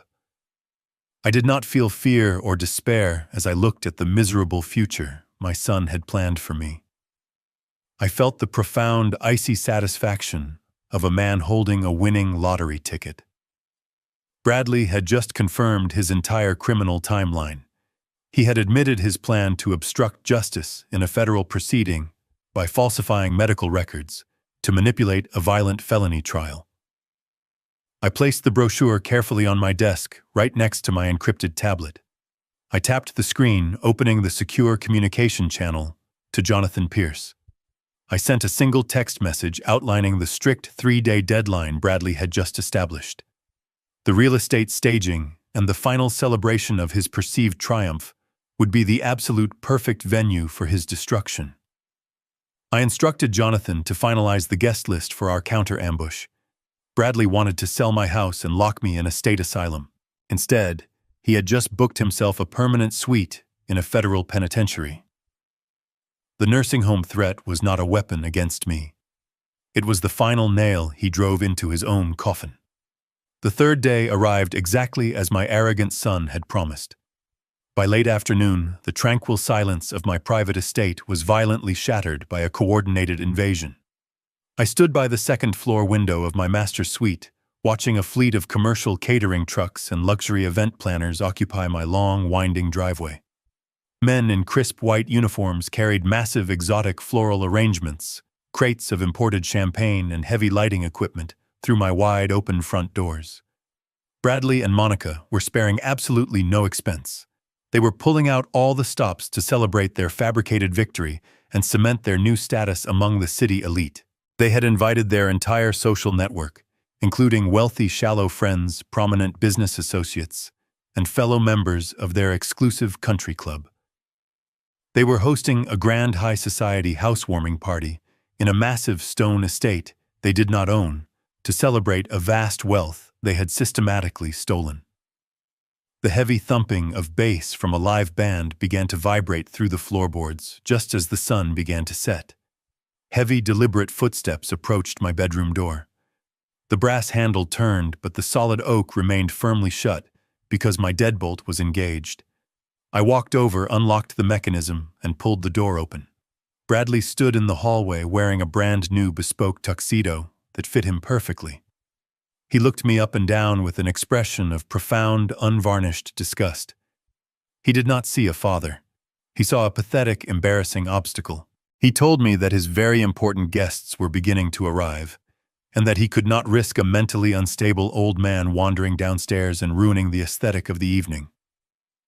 He ordered me to stay absolutely silent, to keep my television turned off, and to not even think about knocking on the door. He explicitly stated that if I caused any kind of scene or upset Monica during her special celebration, he would personally ensure my immediate physical transfer to the miserable state asylum before midnight. He leaned in close, his breath smelling of expensive scotch, and told me to enjoy the sound of my betters, enjoying my former life. Without waiting for a single word of response, he reached out, grabbed the heavy brass handle, and forcefully pulled the door shut. A second later, I heard the unmistakable heavy metallic click of an exterior padlock sliding into a hastily installed latch. My own son had physically bolted me inside my bedroom. He had literally turned my private sanctuary into a locked holding cell so he could parade around my elegant living room without the inconvenient reminder of the man he was currently destroying. I did not pound on the heavy wood. I did not shout for help. I simply turned around, walked over to my mahogany desk, and activated the encrypted tablet. The 16 high-definition security feeds instantly illuminated the dark walls of my room. The visual transformation of my ground floor was sickeningly lavish and entirely paid for by federal bank fraud. The formal mahogany dining table where my blood had been spilled just days earlier was now covered in towering tiered displays of beluga caviar and raw oysters on crushed ice. A live jazz quartet was set up in the corner of the grand foyer, playing smooth, sophisticated background music over the loud, arrogant chatter of nearly 100 wealthy guests. I tapped the screen to focus the main camera on Monica. She was wearing a stunning, incredibly expensive designer gown, her wrists heavily layered with sparkling diamond bracelets. These were the immediate fruits of the $200,000 fraudulent commercial loan Bradley had secured against my corporate trust. She was holding court in the exact center of the formal living room, laughing loudly and graciously accepting lavish compliments on her magnificent new home. She showed absolutely no remorse for the violent felony hanging directly over her head. She believed the incredibly expensive criminal defense lawyer Bradley had just retained had completely neutralized the threat of a prison sentence. She felt utterly untouchable, floating on a cloud of stolen money and profound delusion. I switched the audio feed to the open bar area. Howard and Cynthia were mingling effortlessly, acting as if they possessed a lifetime of generational wealth. Cynthia was wearing my late wife's vintage pearl necklace, a priceless piece of jewelry she had shamelessly scavenged from a locked vanity drawer during her first night of looting. She was proudly telling a captive audience of local politicians about her extensive, brilliant plans to completely gut and renovate the historic estate. Howard was handing out premium cigars from my private humidor, boasting loudly about his lucrative real estate investments. The sheer magnitude of their collective delusion was utterly fascinating to observe in high definition. They were dancing joyfully on the deck of a rapidly sinking ship, celebrating their own manufactured brilliance, while the cold, dark water rushed in just below their feet. I watched Bradley wrap his arm around Monica, raising a crystal flute of imported champagne to toast their bright, limitless future. The arrogance of the scavengers had officially reached its absolute peak. The stage was now flawlessly set. The precise high society audience I required for their public execution was fully assembled, holding their expensive drinks and paying very close attention. The time for waiting and gathering evidence was permanently over. It was finally time for the architect to step out of the shadows and tear down the paper castle they had built inside my home. Bradley truly believed that a cheap piece of metal purchased from a local hardware store could successfully imprison me inside a fortress I had designed and built from the ground up. He had forcefully slid the exterior padlock into place, assuming that my silence was a sign of absolute defeat. He did not know that when I commissioned the construction of this estate, I had mandated the installation of high-security fire safety mechanisms in every primary bedroom. The heavy oak door of my master suite was equipped with a concealed internal override switch designed to instantly disengage any external locking hardware in the event of an emergency. I walked over to the edge of the heavy wooden door frame and ran my fingers along the smooth custom molding. I found the small hidden depression in the wood and pressed it firmly. A sharp mechanical click echoed inside the wall, followed immediately by the sound of the heavy exterior padlock disengaging and dropping uselessly against the brass handle. My prison was instantly unlocked. I did not open the door immediately. I turned away and walked into my expansive, cedar-lined walk-in closet. For months I had dressed in faded, oversized cardigans, worn-out khaki trousers, and scuffed orthopedic walking shoes. I had intentionally wrapped myself in the pathetic uniform of a fragile, forgotten old man to feed their endless arrogance. I reached up and pulled that entire wardrobe entirely off the racks, letting the cheap fabric fall into a careless pile on the floor. I walked to the very back of the deep closet, to a section I had kept carefully concealed behind heavy garment bags. I reached past the dust covers and withdrew a bespoke three-piece charcoal gray suit that had been custom-tailored for me in Milan. I selected a crisp, brilliant white dress shirt made of heavy Egyptian cotton and a deep crimson silk tie. I moved to my master bathroom and turned on the bright vanity lights. I washed my face with cold water, carefully avoiding the fresh stitches resting high on my right cheekbone. I looked at my reflection in the wide mirror. I no longer looked like a victim. I pulled the crisp white shirt over my shoulders, fastening the heavy pearl buttons with perfectly steady hands. I tied the crimson silk tie into a flawless knot adjusting it until it sat perfectly against my collar. I stepped into the tailored charcoal trousers and buttoned the sleek-fitted vest over my chest. Finally, I slipped my arms into the heavy wool jacket, feeling the familiar weight of genuine power settle securely across my shoulders. The suit was my armor. It was the absolute visual representation of the ruthless corporate architect I had been for 40 years. I looked at the dark purple bruising and the sharp black stitches on my face. Against the pathetic cardigans, the wound had looked like a mark of tragic elder abuse. Against the sharp lines of the bespoke suit, it looked exactly like the battle scar of a man who had just survived an assassination attempt and was currently walking to his own retaliation. I stepped out of the bathroom and walked back toward the door. I bypassed my usual comfortable footwear and stepped into a pair of highly polished black leather Oxford shoes. I adjusted my cuffs, ensuring that a precise half-inch of white fabric extended beyond the dark wool sleeves. I was completely transformed. The fragile old widower was dead. Gordon Wallace, the corporate titan, had officially returned to reclaim his territory. I reached out and pulled the heavy oak door open. The broken padlock swung wildly on its hinge, entirely useless. I did not walk toward the grand sweeping staircase in the center of the house. I knew that descending into the grand foyer would immediately alert the hundreds of guests and give Bradley precious seconds to formulate a defense. I needed total surprise. I moved silently down the long carpeted hallway toward the rear of the second floor. I opened a narrow, inconspicuous door that led to the secondary servants' staircase. This enclosed wooden stairwell was designed for the invisible movement of household staff, and it bypassed the main living areas entirely. I descended the steep, narrow steps, walking with the silent, measured pace of a hunting leopard. The heavy thumping bass of the live jazz band vibrated violently through the narrow wooden walls. I could hear the roar of 100 wealthy guests drinking my expensive liquor and laughing at the jokes of my arrogant son. The sheer volume of their celebration provided the perfect acoustic cover for my descent. I reached the ground floor and stepped out into a dark, narrow service corridor located just behind the main coat room. I was standing mere feet from the grand foyer, hidden completely in the shadows. I could see the bright flashing lights of the party reflecting off the polished marble floors just beyond the corridor wall. I checked a secondary luxury watch strapped to my left wrist. It was exactly 8 o'clock in the evening. The timing was absolute perfection. I walked past the coat room and stepped directly into the grand entrance vestibule. The massive double front doors were closed, sealing the loud party inside the estate.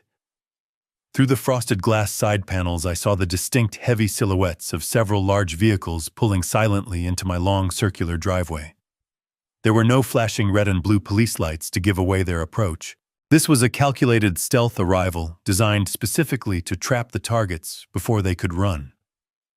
I reached out and grasped the heavy brass handles of my own front doors, pulling them wide open to the cool night air. Standing on my expansive front porch, illuminated by the soft amber glow of the exterior carriage lights, was my personal execution squad.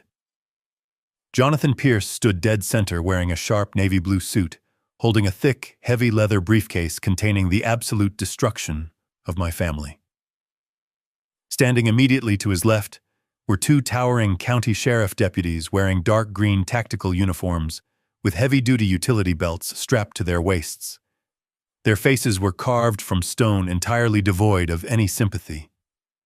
Standing to his right was a man wearing a plain, nondescript gray suit with a gold federal badge clipped prominently to his belt.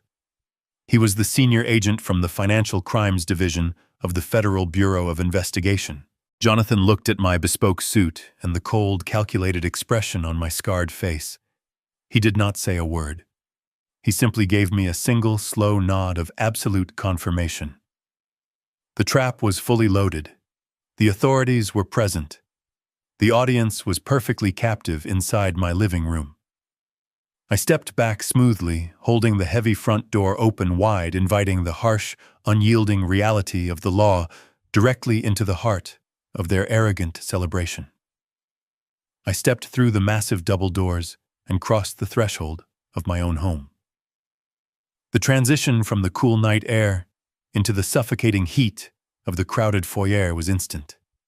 The air was thick with the smell of expensive perfume and roasted meats. I walked past the shocked catering staff who were carrying trays of champagne. I did not look at them. My eyes were fixed entirely on the live jazz quartet playing in the corner of the grand living room. I walked with deliberate, heavy steps across the polished marble floor.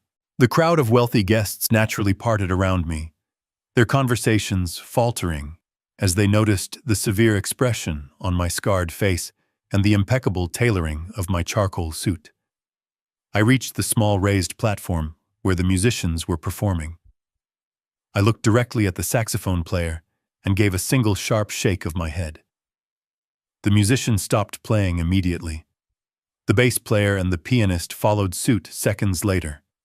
The sudden absence of music created a massive, unnatural vacuum in the center of the party. The loud, arrogant chatter of the high society crowd died down into a confused, uncomfortable murmur. Hundreds of eyes turned to stare at me. From the center of the room, the crowd parted to reveal my son. Bradley was holding a crystal glass of scotch, his face flushed with alcohol and irritation.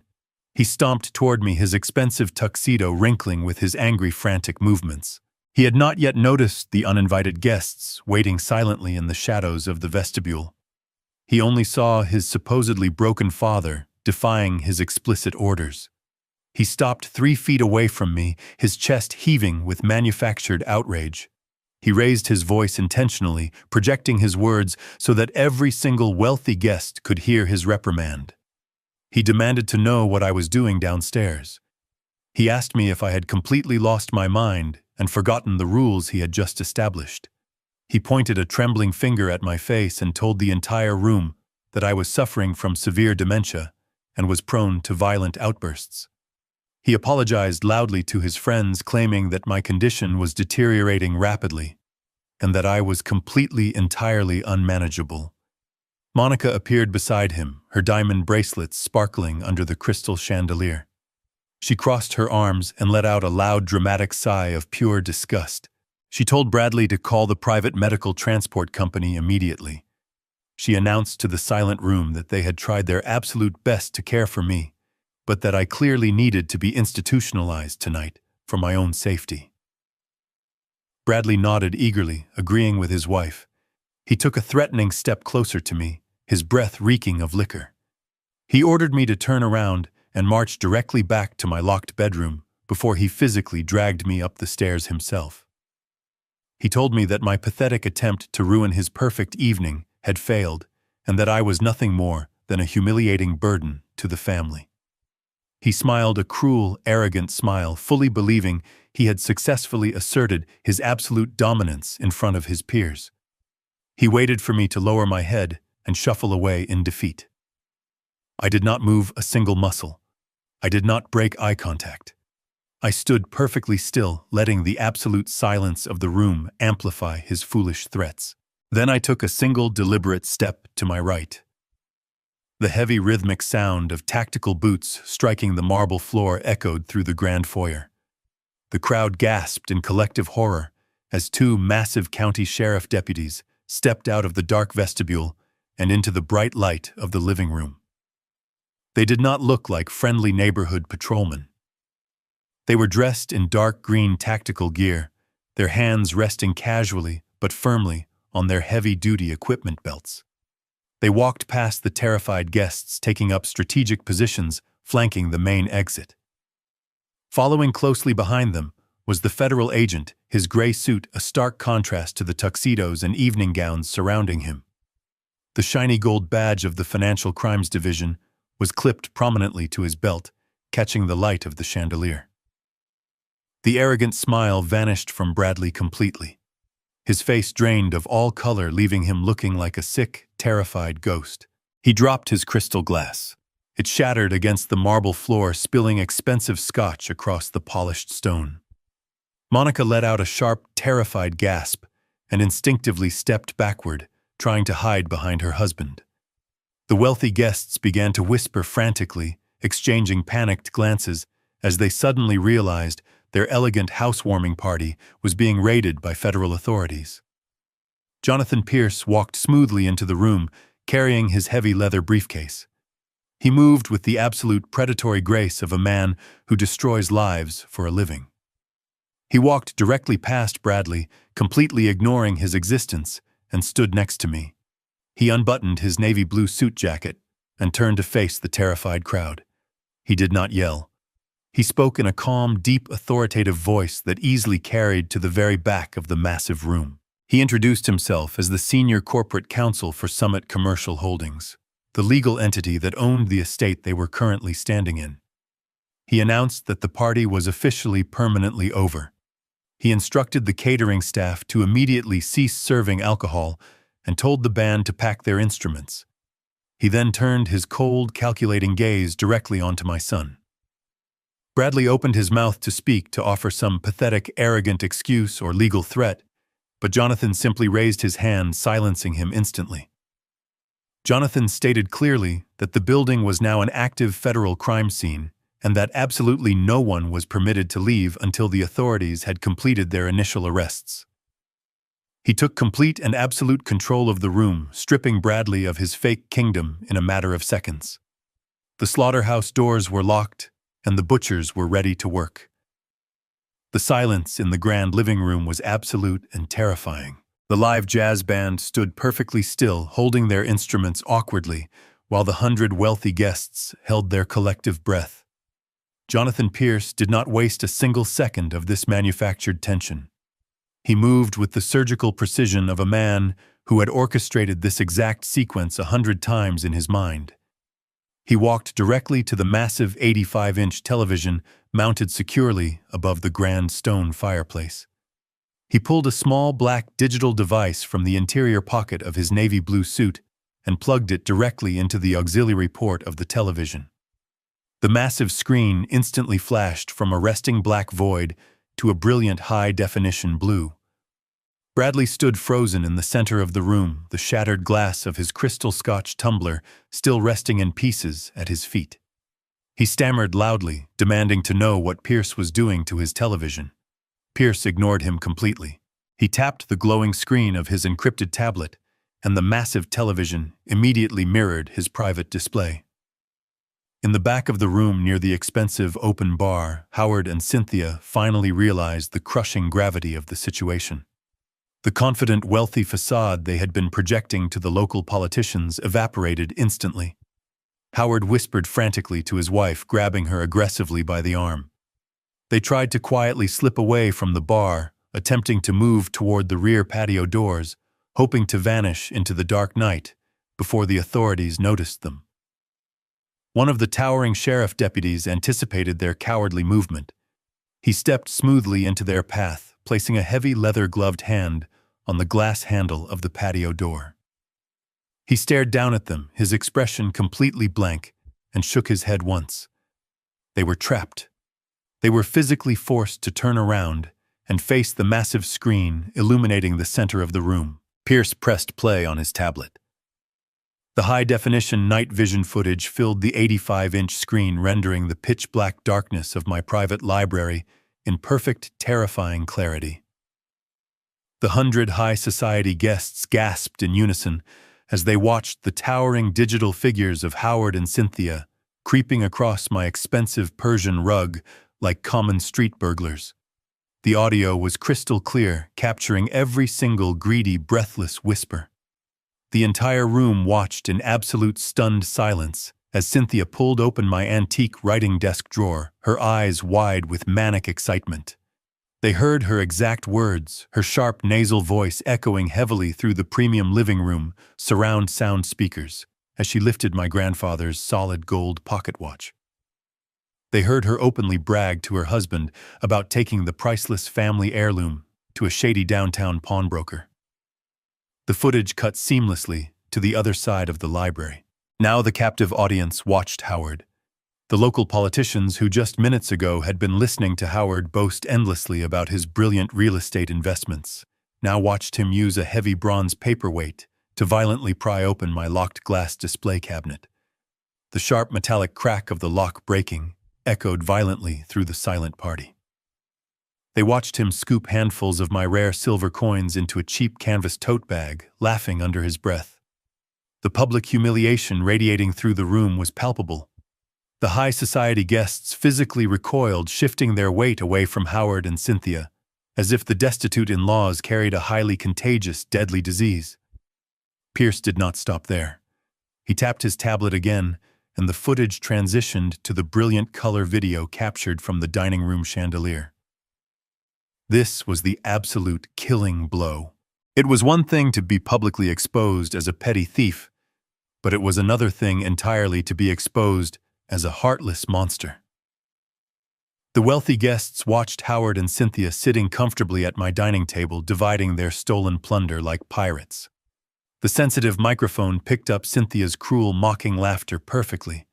Her voice filled the crowded room, explicitly detailing their grand strategy to lock me away in a miserable, underfunded state facility.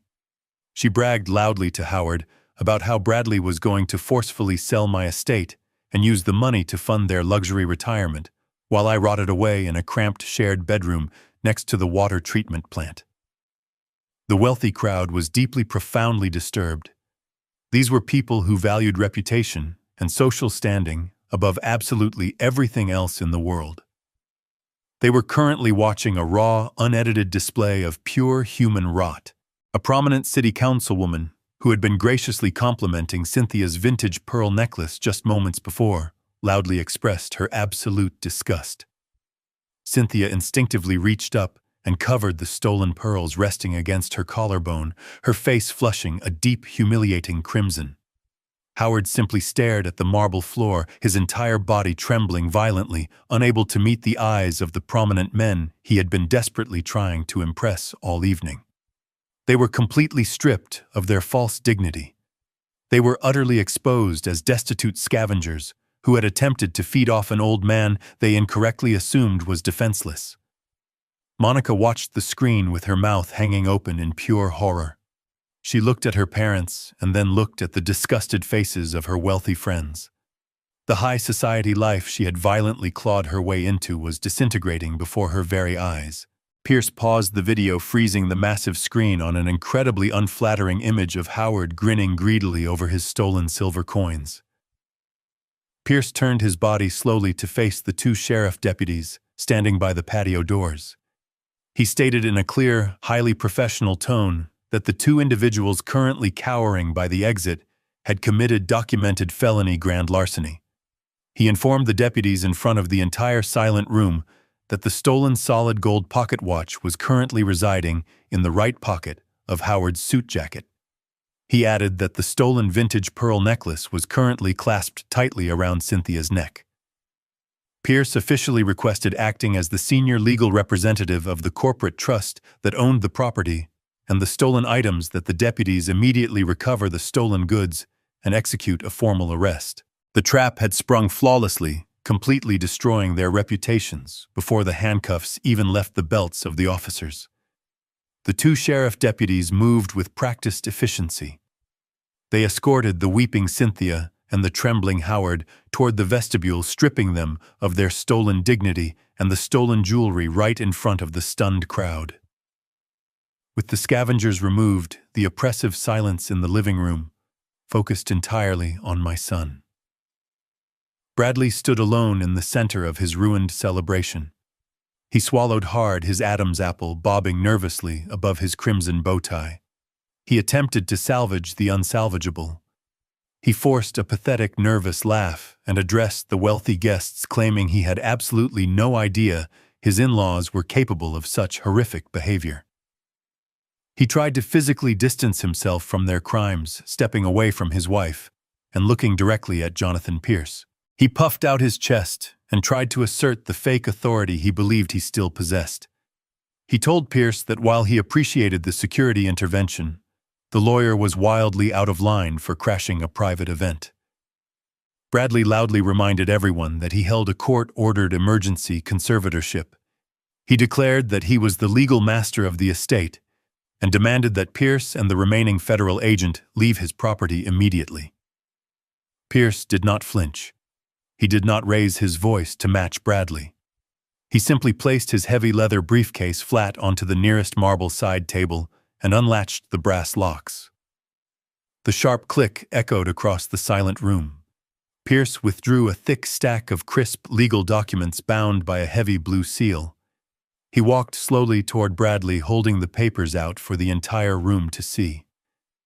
Pierce stated in his freezing authoritative tone that Bradley was operating under a massive, profound delusion.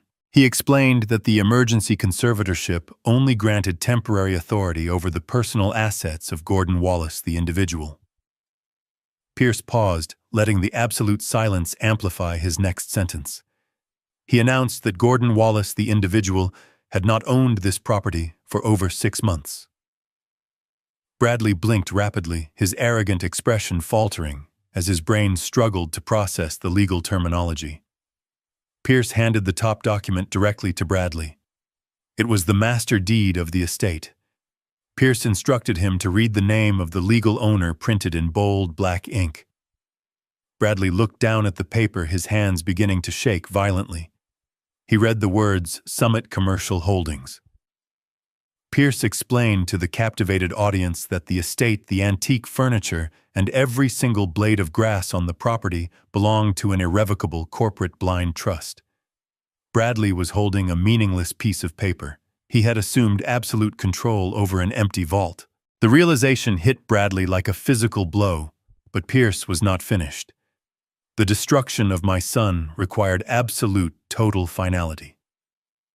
Pierce reached back into his briefcase and retrieved a second, highly encrypted document. It was the commercial loan agreement I had intercepted from the mailbox that very morning. Pierce held the loan document up beside the corporate trust deed. He asked Bradley if he remembered walking into a federally insured bank 3 days ago. He asked if he remembered signing a legally binding contract to secure a massive line of credit for his failing logistics franchise. Bradley opened his mouth, but no sound came out. The blood completely drained from his face, leaving him the color of dirty ash. He took a staggering step backward, bumping into the grand piano. Pierce did not let him breathe. He read the exact terms of the loan aloud to the silent room.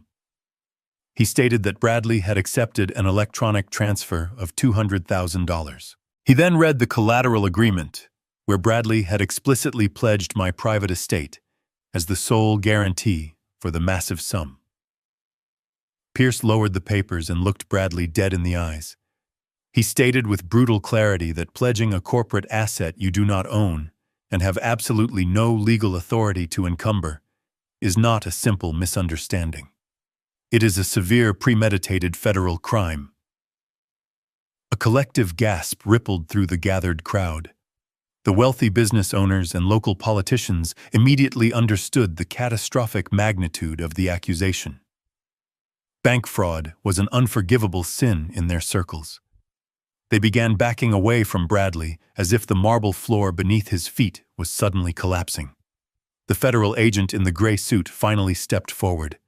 He moved with the heavy, inevitable weight of the United States government.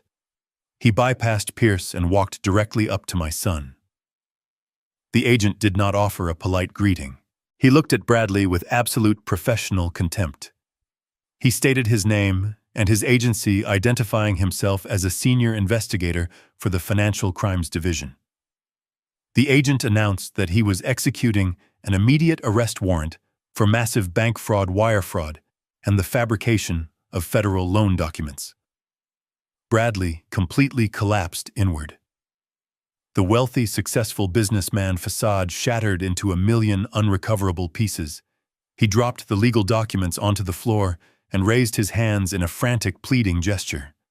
He looked past the federal agent directly at me. He begged me to tell them it was a mistake.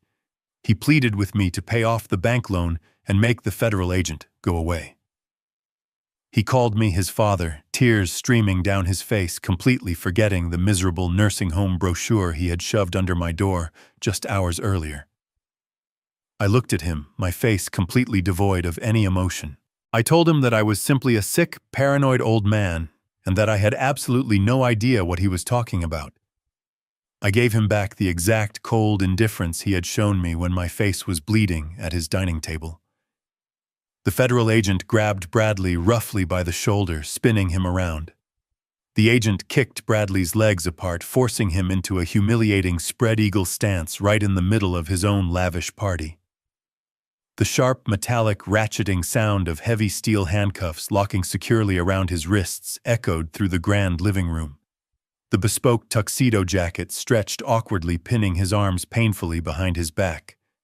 The federal agent began reading Bradley his Miranda rights in a loud, clear voice, completely drowning out his pathetic sobbing. The high society guests watched in absolute stunned silence as the golden boy of their country club was physically restrained like a common violent criminal. His logistics company was dead. His reputation was permanently eradicated. His future was confined to a federal prison cell. The trap had closed perfectly around his neck. The heavy steel handcuffs securing my son were the final brutal reality check for the high society crowd. But my work in that grand living room was still not completely finished. Bradley was standing with his head bowed, his bespoke tuxedo twisted awkwardly around his restrained arms, weeping openly as the federal agent read him his rights. The guests were completely silent, paralyzed by the sheer magnitude of the legal destruction happening right in front of the catering tables. I turned my back on my sobbing son and shifted my focus entirely to my daughter-in-law. Monica was standing near the towering floral arrangements, her face pale and her eyes wide with frantic terror. She was watching her husband, the supposedly brilliant entrepreneur, being processed as a federal criminal. She slowly realized that without his fabricated income, her entire luxurious lifestyle was actively evaporating into thin air. She looked at me, hoping to find a shred of the weak, compliant old man she had bullied for years. She found only the cold, unyielding stare of the architect who had engineered her absolute ruin. I walked slowly across the polished marble floor, closing the distance between us. The crowd parted instinctively, giving me a wide, unobstructed path to the woman who had violently scarred my face just 3 days earlier. I reached inside the breast pocket of my charcoal suit and withdrew the crisp, sealed envelope Jonathan Pierce had prepared for me. I held it in my right hand, feeling the heavy premium paper. I stopped exactly 3 feet away from her, standing just outside the physical boundary mandated by her strict bail conditions. I did not raise my voice, but the absolute silence of the room ensured that every single wealthy guest heard my words perfectly. I asked Monica if she truly believed her husband was a self-made millionaire. I asked her if she honestly thought the failing logistics franchise he ran could actually afford the diamond bracelets she was currently wearing, or the luxury sports cars sitting in my driveway. Monica stared at me, her mouth opening and closing like a suffocating fish. She could not comprehend why I was asking her about their finances while her husband was in handcuffs. I did not wait for her to formulate a pathetic lie. I turned slightly so the captive audience could hear the final devastating truth. I announced that 5 years ago I had quietly purchased the massive commercial warehouse complex that housed Bradley's entire operation. I revealed that I was the anonymous corporate landlord operating entirely behind the walls of Summit Commercial Management. I explained to the shocked crowd of local politicians and business owners that the actual market rent for that massive facility was $40,000 a month, but I had secretly allowed my son to pay only $8,000. I stated clearly that every single month for half a decade, I had personally subsidized their arrogant, lavish lifestyle to the tune of $32,000. I told Monica that she was not a high society queen. She was the unknowing recipient of my silent, exhausting charity. The absolute humiliation hit Monica with the force of a physical blow. The wealthy friends she had desperately tried to impress were now staring at her with profound, unvarnished pity and disgust. The illusion of her superiority was completely, permanently shattered. I held out the heavy sealed envelope and dropped it onto the marble floor directly at her expensive designer heels. I told her that the envelope contained the immediate and absolute termination of the commercial warehouse lease. I explained the strict morality clause buried deep within the contract her foolish husband had signed. I stated that because she had violently assaulted the primary shareholder of the management company and was subsequently arrested for a felony, the lease was legally voided. I informed her that the warehouse doors were currently being padlocked by private security. Their logistics company was instantly, completely bankrupt. They had absolutely no assets, no income, and nowhere to go. Monica looked down at the white envelope resting on the floor. Her mind could not process the absolute totality of her destruction. Within the span of 10 minutes, she had lost her wealthy parents to grand larceny charges, her husband to federal bank fraud, and her entire financial foundation to a single piece of paper. The psychological break was instantaneous and violent. The sheer magnitude of her public humiliation overrode every single instinct of self-preservation she possessed. She forgot the crowded room. She forgot the federal agent. Most importantly, she completely forgot the strict mandatory conditions of her felony bail release. Her face twisted into a mask of pure, unhinged, demonic rage. She let out a high-pitched, blood-curdling scream that echoed violently off the high ceilings of the estate. She lunged forward, her manicured hands hooked like claws, aiming directly for the fresh stitches on my face. She intended to tear my eyes out right in front of 100 witnesses. She did not even make it 2 feet. The 2 towering county sheriff deputies who had just finished escorting her parents outside had re-entered the grand foyer. They reacted with terrifying speed and absolute overwhelming force. Before Monica could even brush the fabric of my suit, one deputy hit her from the side, tackling her violently to the hard marble floor. The impact was sickeningly loud. The crystal champagne flutes on the nearby tables rattled violently. Her expensive designer gown tore instantly, and the heavy diamond bracelets she had paraded around all evening snapped, sending loose diamonds scattering across the polished stone. The second deputy dropped his heavy knee squarely onto her back, pinning her firmly against the floor. He grabbed her wrists and twisted them painfully behind her back, pulling out a fresh pair of heavy steel handcuffs. The metallic ratcheting sound echoed for the second time that night. The deputy leaned down, placing his face inches from her ear. He announced in a booming voice that she was under immediate arrest for the blatant violation of her felony bail conditions and for attempting to assault a protected victim. He stated that her bail was permanently revoked, and she would be transported directly to the maximum security county jail to await her trial behind bars. Monica thrashed wildly against the marble floor, screaming obscenities and crying hysterically, completely ruining her expensive makeup and her fragile high society reputation. She was dragged to her feet by the 2 massive officers, her dress ruined, her dignity gone, and her freedom permanently erased. I stood perfectly still, adjusting the cuffs of my bespoke suit, watching the deputies drag my violently screaming daughter-in-law out the front doors and into the cold, dark night. The eviction was complete, and the poison was finally purged from my home. The flashing red and blue lights of the police cruisers painted the high ceilings of my grand foyer. I stood perfectly still, watching the heavy vehicles back out of my winding driveway and disappear into the dark night, carrying my son and daughter-in-law toward their new reality. The luxurious housewarming party had completely evaporated.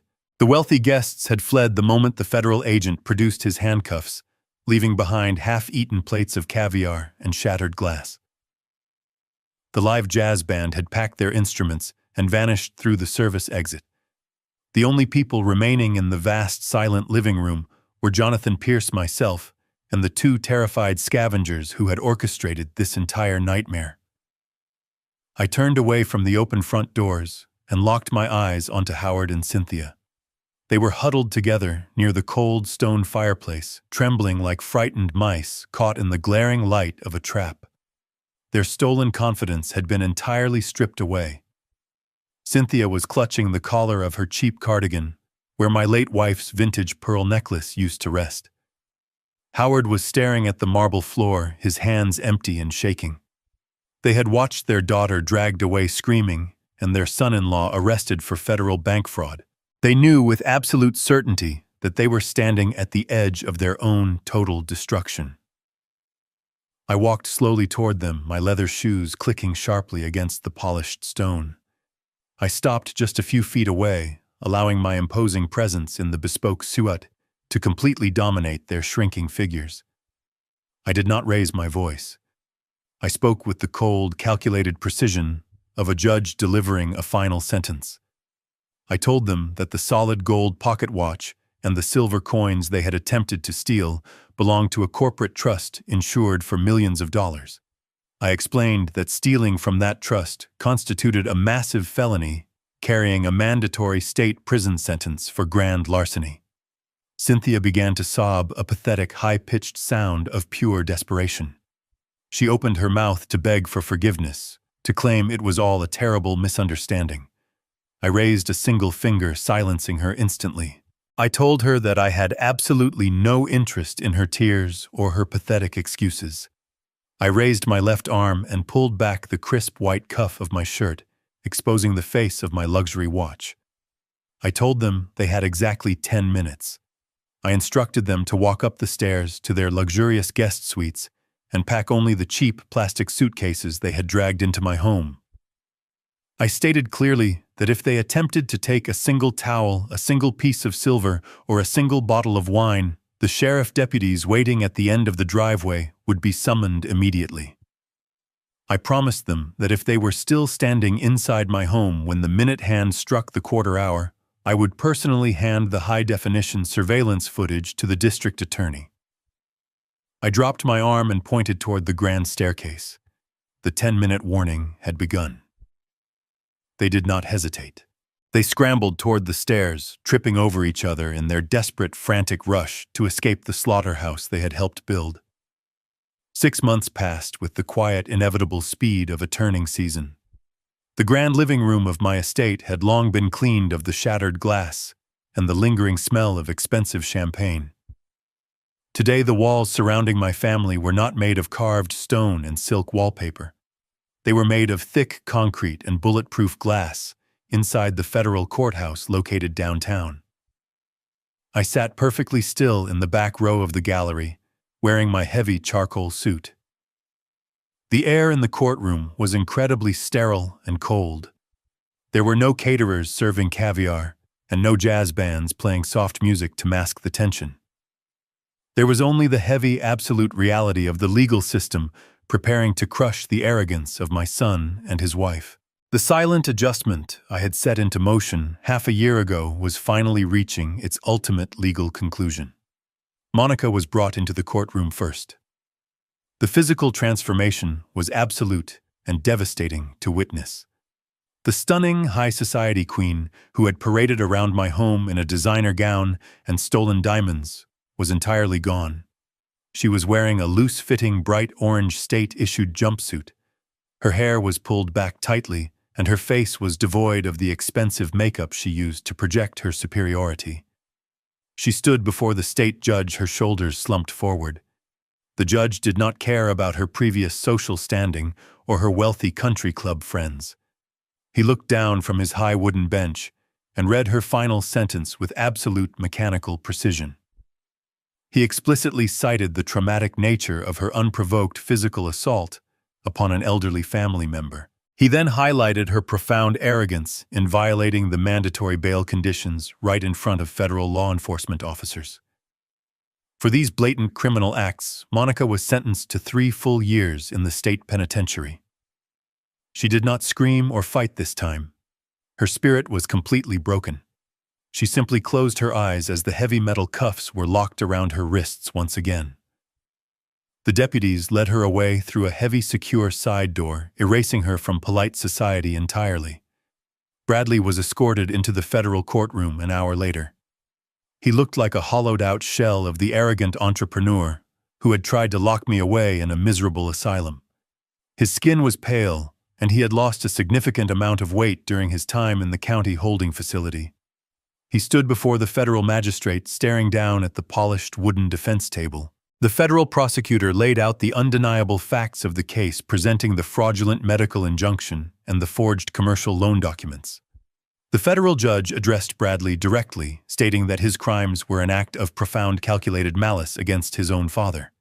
The judge emphasized that pledging a corporate asset he did not own was a direct attack on the integrity of the federal banking system.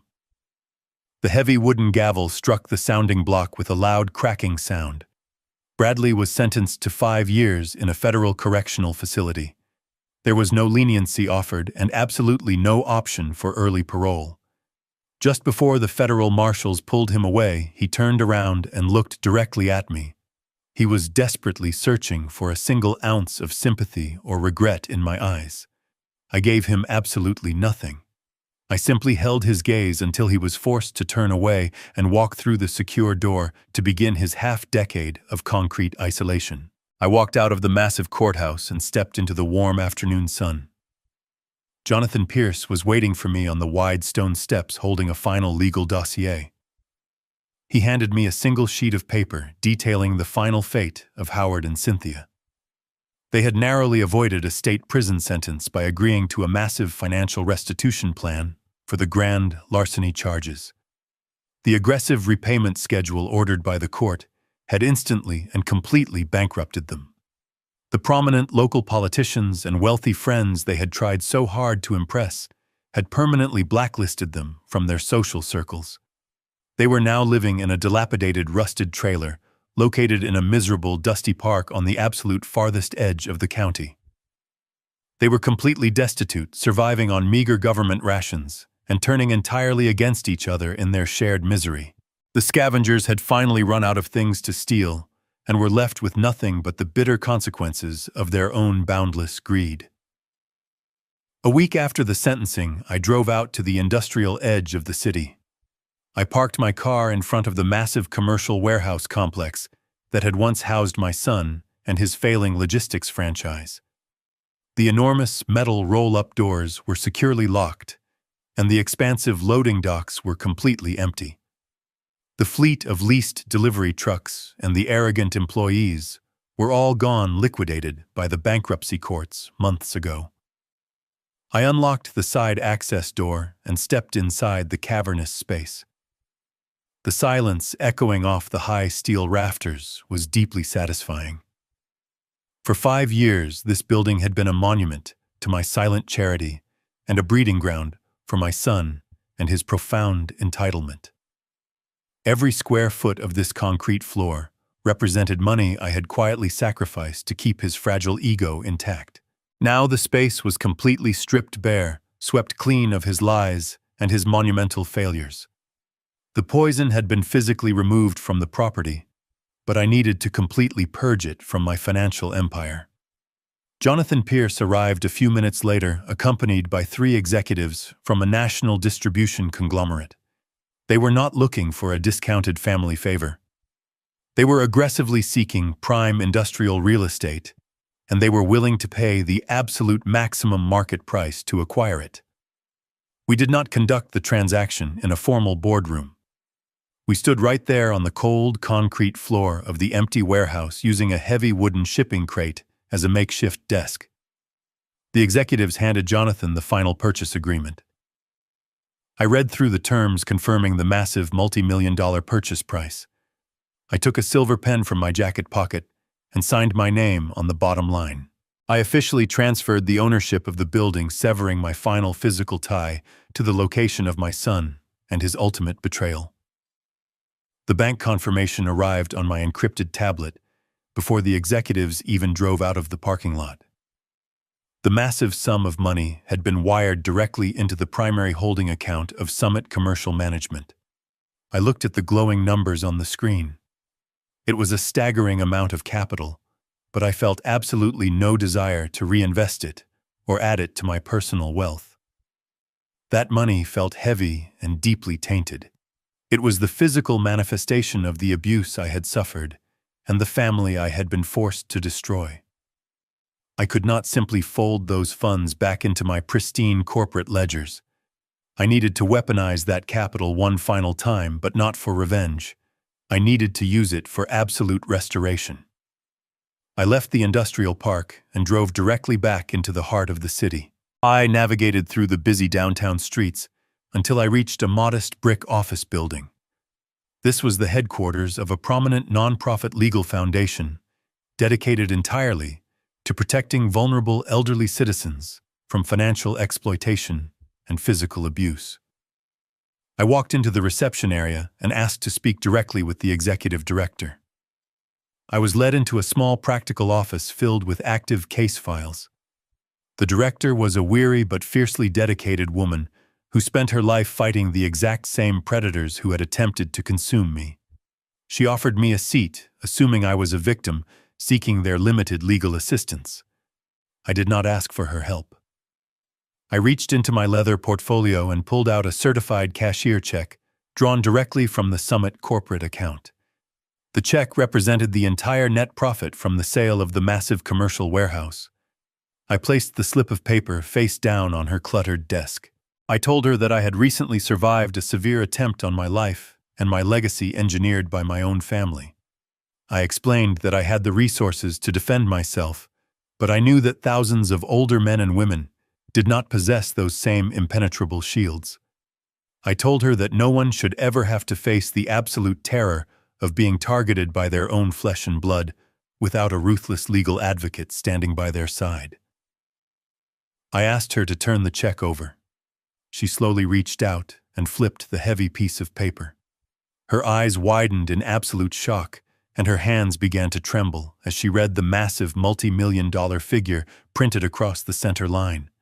She looked up at me, completely speechless, tears welling in her eyes. I told her to use every single cent of that money to hire the most aggressive corporate litigators she could find. I instructed her to build an army of lawyers capable of destroying anyone who dared to view the elderly as an expiring resource. I stood up from the chair and walked out of the modest office, leaving her staring at the financial miracle resting on her desk. The tainted wealth had been transformed into a permanent shield for the defenseless. The financial poison was finally completely purged from my life. The morning sun crested the ancient oak trees surrounding my estate, casting long golden shadows across the pristine manicured lawns. I woke up not to the sound of heavy plastic suitcases rolling across marble floors, or the arrogant demands of greedy scavengers. I woke up to the absolute, profound silence of a sanctuary completely restored. The air inside my massive stone home was no longer thick with tension and deceit. It was light, crisp, and entirely my own. I pushed back the heavy silk sheets and stepped out of my bed, feeling a deep, resonant energy in my bones. I walked across the plush carpet of my master suite, the same room where I had once locked myself away to orchestrate the destruction of my own family. That memory felt distant now, like a dark, violent storm that had finally broken against the mountains, leaving only clear, beautiful skies in its wake. The house belonged entirely to me again. Every antique piece of furniture, every rare silver coin, and every vintage bottle of wine rested exactly where it belonged, secure and untouched by greedy hands. I stepped into my master bathroom and turned on the warm vanity lights. I splashed cold water on my face and reached for a thick premium cotton towel. As I dried my skin, I stopped and looked directly into my own eyes in the wide crystal mirror. I turned my head slightly to the left, allowing the bright light to illuminate the right side of my face. The deep, jagged laceration from the Easter dinner had healed months ago, but it had left a permanent physical reminder. A thin, pale silver scar traced a distinct line across my cheekbone. I reached up and ran my thumb over the raised tissue. I did not feel sadness, anger, or regret when I touched it. I felt the absolute, unyielding pride of a survivor. That scar was the exact price of truth. It was the physical catalyst that forced me to open my eyes and recognize the predators living inside my own bloodline. Monica had thrown that heavy crystal wine glass intending to break my spirit and force my total submission. Instead, she had shattered the fragile illusion of our family and unleashed the architect of her own permanent ruin. I smiled at my reflection, feeling the quiet, immense dignity of a man who had successfully defended his fortress against a siege. I dressed in comfortable linen trousers and a soft cashmere sweater, leaving the heavy, bespoke armor hanging in the dark closet. I walked downstairs through the grand foyer, where federal agents had once dragged my son away in steel handcuffs. Today, the polished marble floors gleamed peacefully, reflecting the warm morning light filtering through the tall windows. I walked through the French doors and stepped out onto the expansive stone patio overlooking the sprawling, vibrant gardens. The outdoor wrought iron table was already set with a silver carafe of premium dark roast coffee and a plate of fresh, warm pastries.